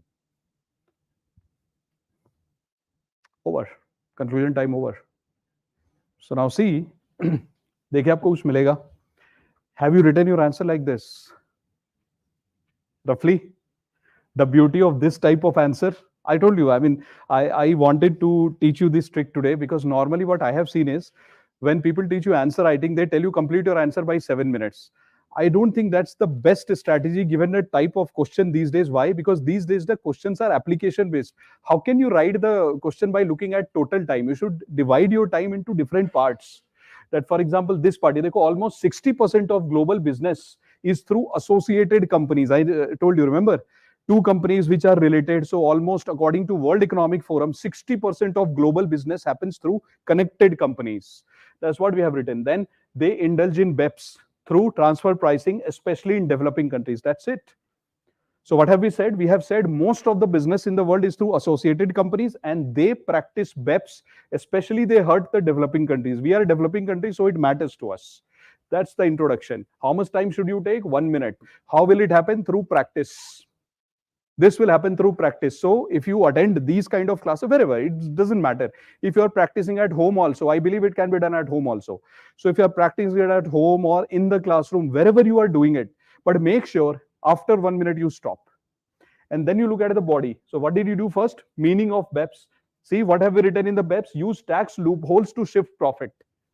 So basic definition has been given. And then you have to give this diagram of BEPS, that this is how your profit is shifted. Here it requires a diagram. And here you can see some space is left. What are we writing? Steps to curb BEPS. That's your second body of the answer. This body 2 minutes, this body 2 minutes, this body 1 minute. Introduction 1 minute, body 2 minutes. What are we writing? Steps. Transfer pricing started in 2011. Then APA, Advanced Pricing Agreement, Safe Harbor, and BEPS. And then we have to create a flow chart here without explaining the flow chart. So this we have to do. Okay? See, we have created a space here. So one beautiful thing about UPSC answer writing, you should create the diagram on one side and use the other side to complete your points. And then how did you conclude? You concluded by saying that Indian Safe Harbor rule, if India increases the coverage like we have done in Diamond, this is digital age, data management is important. So you please sign agreement with other countries also, so that you can have good collection of data. What did I tell you under BEPS? How many countries are there? 140. What about other 50 countries who are member of IMF, but they are not member of BEPS? If you call them and tell them give data, they will never give you the data. IMF and World Bank have more than 190 members. BEPS has 140. What about the remaining 50? They are not a part of this. And they are saying, sorry, we will not cooperate. So what should India do? India should sign bilateral agreement with them and convince them, boss, if you sign this, we will give you this, this, this. Right? We will give you the tickets of IPL matches. Something like this, we should motivate them by telling them. This is your conclusion. So this was the trick to do answer writing. All okay? Could you do it? So now I think I'll take 5 minutes on 2 points which I have to make. This was the bigger part. So small news items, there are 2, then we'll complete. So this part I want to show you. I think you'll find it to be a little interesting because of its structure. Ye dekhiye. Have a look at the board, please. What is this? This is called as variable capital company. This is the new thing which is floating around these days in the newspaper. Very technical part. I don't know how they are explaining. मैं कुछ पूछता हूँ आपसे. I want to ask you a question. Please keep answering. You will learn this very fast in 5 minutes. I assure you. Question number 1, guys. Suppose you want to purchase, let's say, insurance, right? Life insurance, etc., health insurance, vehicle insurance. Which company will you go to? Will you go to a bank or will you go to insurance provider? Insurance provider. Who regulates insurances in India? Which agency? IRDAI, Insurance Regulatory Development Authority of India. They regulate the insurance. Who regulates the banking in India? RBI. So if you want to convert rupee into dollar, dollar into rupee, you go to RBI. And who regulates the dollar, currency, etc. in India? RBI. And who regulates insurance? IRDAI. Similarly, guys, if you want to, let's say, buy gold coins, where will you go? You can go to India Post Bank, post offices. You can go to SBI. You can go to any bank. You can buy the gold. Similarly, guys, if you want to buy, let's say, a social sector initiative, let's say retirement plan, you are making a retirement plan, provident fund, etc., right? So, for example, you want to make sure that when you retire, you get some funds. Where will you go? EPFO maybe, or under the new scheme which has just been launched. So you can plan your retirement. Usi tarah, suppose, now listen to it very carefully. You want to buy mutual fund, where will you go? Mutual fund companies, mutual fund companies. Similarly, you want to buy shares, where will you go? You will go to, no, you will go to those mobile apps, Zerodha, etc. You will buy shares. You want to buy bonds, where will you go? Same. Now, what is the government of India doing? Listen to it very carefully. Ye dekhiye. There is this mutual fund company, company selling shares, company selling hedge fund, company selling gold. Government of India says 1, 2, 3, 4. You 4 are existing in India, but different regulators are regulating you. So guys, imagine that you want to buy all of this. So you need to go to these 4 or 5 agencies, mutual fund company, share selling company, hedge fund company, gold instrument company. Government is saying, I'm finding a jugaad. What is the jugaad? The jugad is government is saying that I'm creating a super company like this, which will be allowed to sell all of this. Are you understanding what government is trying to do? Government is saying, why to take so many licenses? Let's create a super company. Iske andar we will start to sell everything. But this concept is not true in India. It cannot happen. Why? Because if this company is selling, let's say, dollars, rupee versus dollar, RBI will regulate this. If they are selling, mutual fund, SEBI will regulate them. How is it possible that 4 or 5 regulators of India will regulate the same company? It will become too difficult because RBI will say, I'm banning you. SEBI will say, according to me, you are the best, which means there can be a tussle between agencies. So how can you allow one company to sell everything? This company is selling gold, this company is selling dollars, this company is also selling you shares, mutual fund, hedge funds, life insurance, everything is sold by one company. Which country started this process in the world? Singapore. Singapore, first of all, talked about this kind of super company in the year 2016. Then all the other countries, there are many countries of the world who followed. And Singapore actually established this in 2018. And from 2020, it is fully functional. So for example, Singapore, if you go to Ireland, if you go to other countries like UAE, Luxembourg, all these countries are already having this kind of structure. What is the name of this company? It's a super umbrella company called as variable capital company. What happens? Dikhata hu aapko. So all this, everything, this whole thing that you are seeing, it is clubbed and it is put here. And government says, you company, do whatever you want. So this company says, wait, government of India, there is a problem. What is the problem? Aise, it looks very nice, but look at the problem. The problem will be, guys, focus on this. You came here, you gave your money to this, bahut dhyan suna, you gave your money to this company and you told the company, I am putting my money in mutual fund. I will come after 5 years to take my money back. Company says, cool. So what is this company doing? Whatever money you are giving to them. So for example, let's say that through mutual fund business, they have got this money. From this business, they have got another money. From here, another money. From here, another money. Collection of funds. What is this company doing with the fund? They invest this fund across the world and they make profit. Now, suppose you come to them and tell them, where is my mutual fund money? And they always tell you that mutual fund is subject to market risk. So they tell you, right? Remember Amitabh Bachchan? So this company with a smile will tell you, sorry, sir, ma'am, the part which you gave through mutual fund, there we suffered a loss, so we can't return your money. You will say, no, my friend, you have so much of cash through your other businesses, I need my money back. So you will go to RBI and say, RBI, they have cheated me. RBI will say, sorry, I don't regulate them. Then you go to SEBI and SEBI will say, sorry, I'm not the only regulator. There are other regulators. Go and talk to them. So you go to anybody, everybody tells you, go and talk to somebody else. And then you tell this company, I need my money back. Company says, why should I give you my money? So government of India has said that first of all, this type of company currently cannot be opened in a normal place in India. They cannot substitute bank or mutual fund companies. So what has government of India done? Government of India has said that this is a very typical kind of structure. So what are we doing? In India, there is a place called as Gift City. What is the technical name of Gift City? The technical name is International Financial Service Center. So what is there? So for example, let's say this is Gujarat. In Gujarat, there is something called International Financial Service Center. So in this International Financial Service Center, government has done something very peculiar, very interesting. Look carefully, bacho. Something very interesting. RBI, SEBI, the insurance companies, and the Provident Fund. All these 4 regulators. This regulates the banking, this regulates the capital market, this regulates insurance, and this regulates the provident funds and all those things, social security that you do. So these 4 regulators, their power has been taken away and it has been given to somebody else. So inside Gift City, you will never find these 4 regulators. Because government has taken their power, combined it and given it to super regulator called as IFSC authority. And how did we establish this super regulator in India? Under an act called as IFSC Authority Act 2020. What is IFSC? International Financial Service Center Authority. This is the super regulator having all these powers. So now if you open a company here in Gift City, only in Gift City, and you tell this company that you, Mr. Company, you can sell mutual fund, you can sell shares, bonds, gold, currency, whatever you want to do.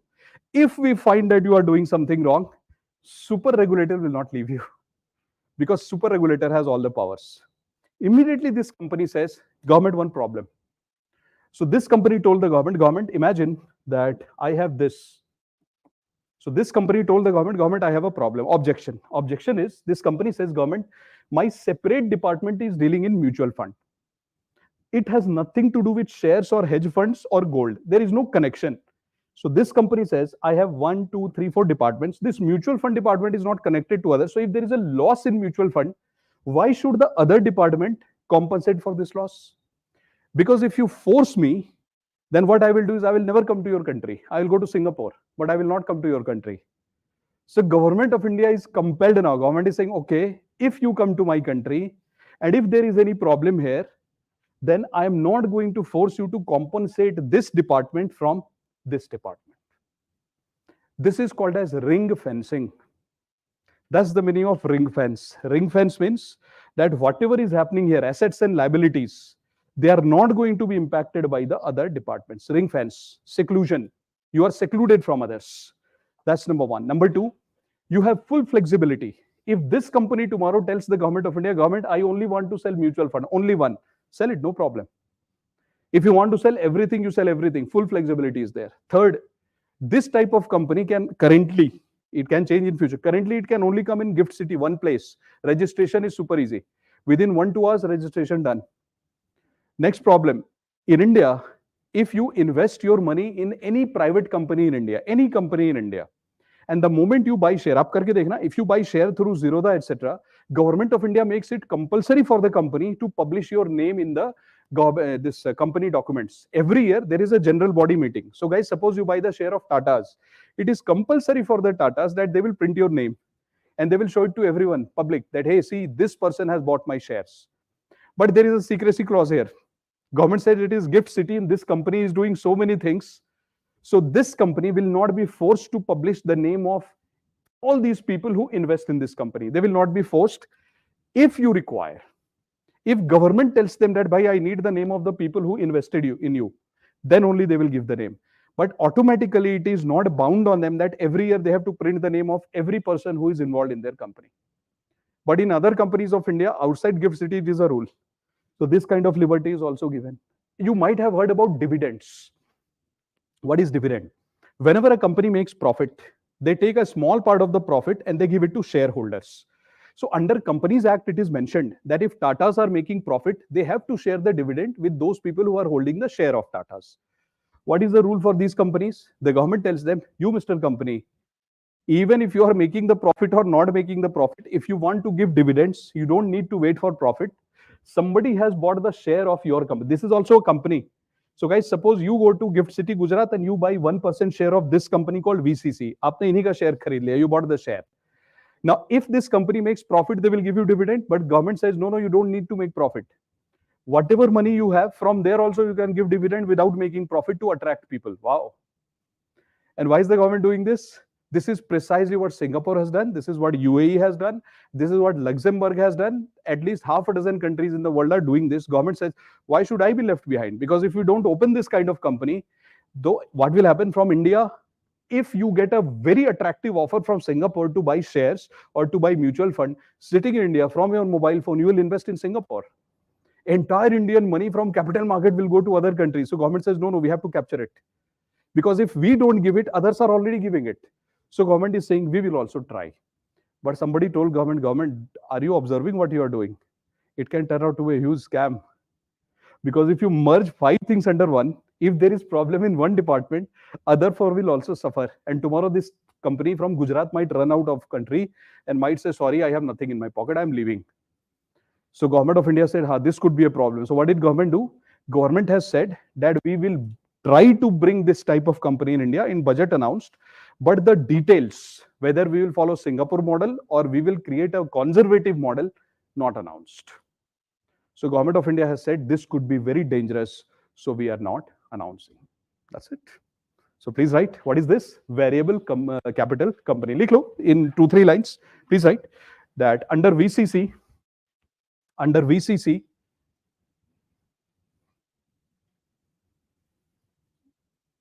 complete flexibility is provided.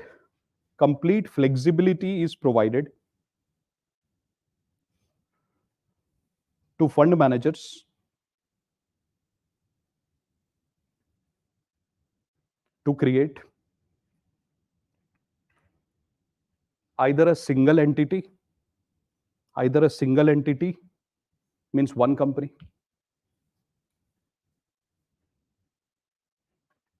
dealing in one method of investment,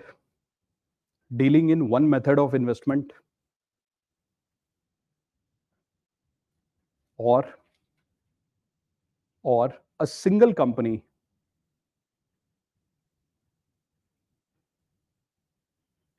having multiple subparts, or a single company having multiple subparts. Right? So either you can open a company like this with only mutual fund or so many things under one company. Now you please put a full stop and write. Some important features are, so what are the important features? I told you some important features are, number one, flexibility, because you have options. Number two, ring fencing. Look at this word, guys. Ring fencing. What does it mean? Please write ring fencing, and please write asset and liability. Asset and liability means properties and loans. Asset and liability of every subpart is kept separate. That is, one subpart does not compensate the other.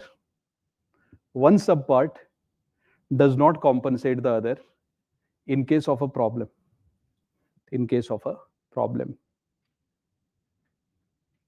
ठीक है? Ring fencing. Next, please write that they are easy to register.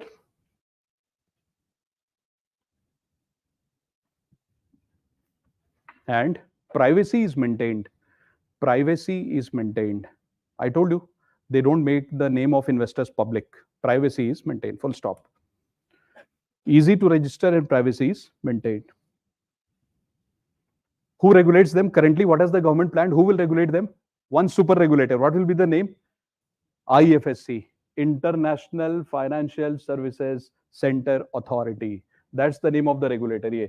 And UPSC might ask you that this regulator comprises of how many functions? So this super regulator has all the 4 powers which is there with them. Because the moment you go to Gift City, these 4 you will not find them, because government says, bhai, you are for India except Gift City. So that's your part. What is economies of scale?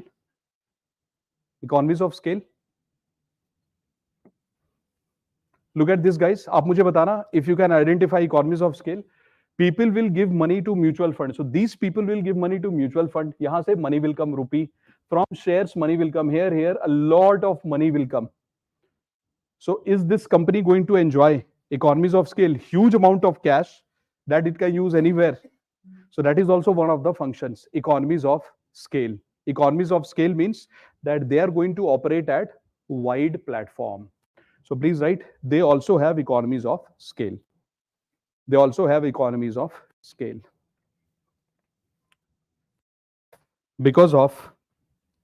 accumulated funds.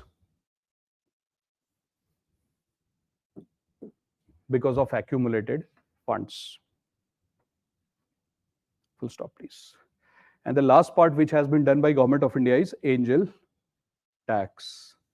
A diagram say, can you understand something? What is happening here? What is happening in this diagram? This is your last part.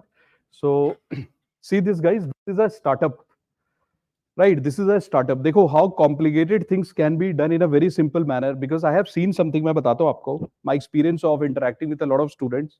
So one question which was being asked by almost every second student of UPSC preparation these days since last 1 week was, sir, who pays angel tax? So the angel tax is paid by the company who is getting the money or the investor who is paying the money. Every batch asks me this question. So who pays the tax? The person who earns the income. How can the investor pay the tax? A person who gets the money will have to pay the tax. So angel tax, Government of India has said that is very troubling for our startups. So removed. I'm going to show you why. देखो, this slide shows everything. देखिए ध्यान से, you will get to see this. For the first time, the concept of angel tax came in the year 2012. And who innovated angel tax? Government of India. There is nothing called angel tax elsewhere. India innovated this. 2016 we changed it, 2019 we changed it, 2023 we changed it, and 2024 we said enough of change, we scrapped it. That's the journey. Matlab, it has been scrapped, but you very well know that tomorrow some government or some finance minister might think reintroduce. Hota hai, old memories, they come back, flashes. You bring old pictures and problem starts. So government of India might bring old pictures and say angel tax, bring it back. So permanency is not there, that's one. But hey, kya, what is this? See guys, in 2023, look at this sad figure. In the year 2023, something happened. Roughly 35,000 startups of India got shut down. Just in 1 year, 35,000 startups wiped out. How many startups are there in India currently? 1.4 lakhs. If you add this 35,000, we would have at least 1.75 lakh startups. But 35,000 startups gone. Q, what happened to them? Look at this. 73% reduction in funding in 1 year. Why? Global factors and Indian factor, inflation. Global factor, geopolitical reasons. Because the countries who invest in India, countries like China, like USA, etc., Singapore, they are having their own problems because of this Russia, Ukraine, etc., like a Cold War. Cold War, it's a full-fledged war. So because of that, a lot of disturbance has happened. So what did Government of India do? Government of India says, no, we need to control this. How to control this? Government of India said that you, Mr. बच्चों देखिए बहुत ध्यान से, there is something called angel investor. Who are angel investors? These are those investors who invest in the initial stages of the company. When a company is in the growing stage, right? So Government of India said there is a company in India called as food processing industry, which is making cookies. The cookies which you eat like Parle G, etc. So somebody is manufacturing those cookies. These are the machines. Now this company says, I am badly in need of money. So there is one investor, either from India or abroad, like Mr. Ratan Tata can be the investor, or the foreign companies also can be the investor. What are they doing? They are giving 1 lakh rupees to this company. And this company is not listed in stock exchange because it's a new company. So 1 lakh rupees is coming to this company. So this company said, since you are giving me 1 lakh, I want to reward you something. So this company sends 1 share. Example, 1% ownership through 1 share. It could be 10% ownership also, but they are sending 1%. Government of India came here and said, why did you do that? So this Parle G company or a new company for cookies, they said, because they gave us 1 lakh. So we gave them 1% ownership. Government said, no, that's wrong. Why? Because Government of India said, you, Mr. Company, you are new. Because you have just started, you are a startup.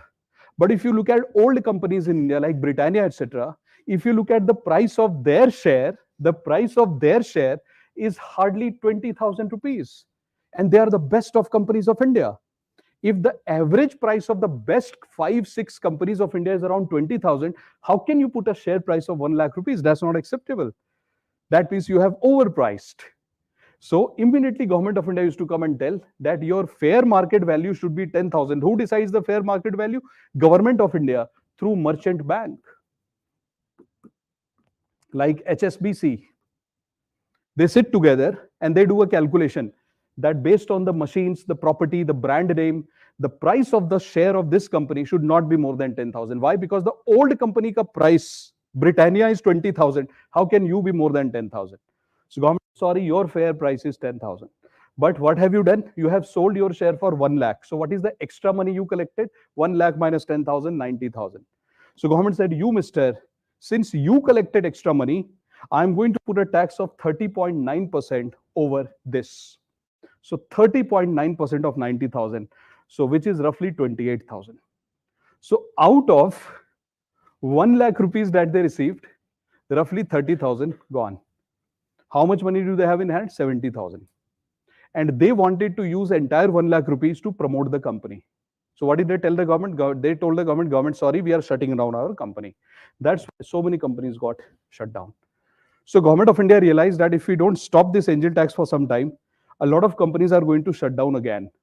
So what has the government done? Government has not said we are scrapping angel tax forever. You read the fine points. Government is saying angel tax has been scrapped to promote the startups again. Full stop. Which means it might be back. And it is our history, we do it. So who is going to pay this tax? This entity. And this person says, India, sorry, I made a mistake by investing in your country because your government is telling me that I also have to submit the documents because I have got the share. So this person is also dragged now. So what has government of India? The government said scrap it. So entire system of angel tax gone. Okay? Now one of our friend is asking that, sir, with the Shark Tank. अच्छा एक बात बताओ. Wherever I teach capital market, why does everybody ask me like, what is Shark Tank? So let me give you an answer once for all. So I was looking at the registration paper of Shark Tank India. So they have registered themselves as entertainment show. So they have mentioned that Shark Tank is an entertainment show, full stop. So the people in the Shark Tank whom you see, they are actually investors, but they are doing the investment and they are getting the shares in terms of personal capacity, which means they are acting like angel investors in front of the camera. They might be true, they might not be true. You can't file a case against them because they have said that this is an entertainment show. So after the show, there are many people, many companies who go in the Shark Tank and they claim that the investors promised, but they didn't give us the money. Yeah, because they have registered themselves as an entertainment show. So they made a fool out of you by saying that, we will give you this much fund. It is up to them after the show whether they want to give the money or not. So yes, they might be angels after the show. Inside the show, whatever they are doing is for show. So we don't know what actually happens outside the show. So they are angels, might be angels. So guys, iske upar if you want to write 2 lines, you can write. So please write that angel tax has to be paid by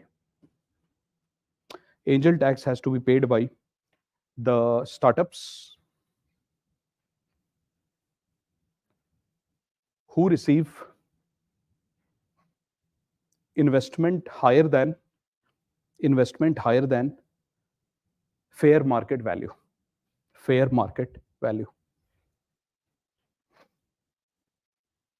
In budget 24,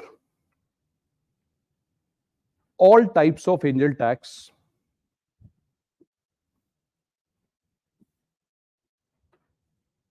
have been scrapped.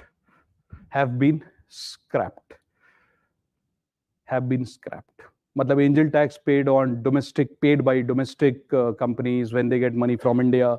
Whenever you get money from outside India, then also you might have to pay angel tax. Everything has been scrapped. एक बार board पे देखिए. I don't have anything new to teach, just to ask you to focus on one particular thing here so that you understand the bigger message. बच्चों, HDFC Bank. If you go to HDFC Bank, you can actually buy mutual funds there. But HDFC Bank doesn't sell mutual fund. HDFC company has registered another company called as HDFC Mutual Fund Company. So that's different company. Bank is different. They have their offices in the similar premise, but the companies are different. So what you can confuse is, you might think that, but Indian banks are also selling everything. No, they're not selling everything. Indian bank is a different entity. HDFC Mutual Fund is different. HDFC Hedge Fund is different. They are 3 different companies. And they are regulated by 3 different agencies. HDFC Insurance is different. They are regulated by insurance regulator. But this company is unique because this company is only one company, not 3 companies. Only one company selling everything and not regulated by 3 regulators, but regulated by only 1 regulator. That's the beauty. In one office, you can have everything. But SDFC, it is not possible. There is SDFC Bank, there is SDFC Mutual Fund, there is SDFC Hedge Funds. So many SDFCs are there. That's the difference. So more than this, not available in public domain, but this is what it is. So guys, I told you that deliberately, first of all, thank you so much for sustaining through all this. But deliberately, I picked up all the technical topics today because you cannot avoid it for UPSC. Like if you avoid and run away from these topics, UPSC will follow you and UPSC will say, oh, beta, you are running away, but this is your topic for your prelims and mains. So this was a simple demonstration that you can also handle these kind of topics with ease if you follow the diagrammatic approach. Anything where you feel troubled, you let me know, please. Inka dekhiye question. Anywhere you feel troubled, you let me know, or all fine? You haven't received. So bata dijiye unko how they will receive the handout. Same here, thank you. That's absolutely correct. So guys, thank you so much and see you in the next lecture then. All the best.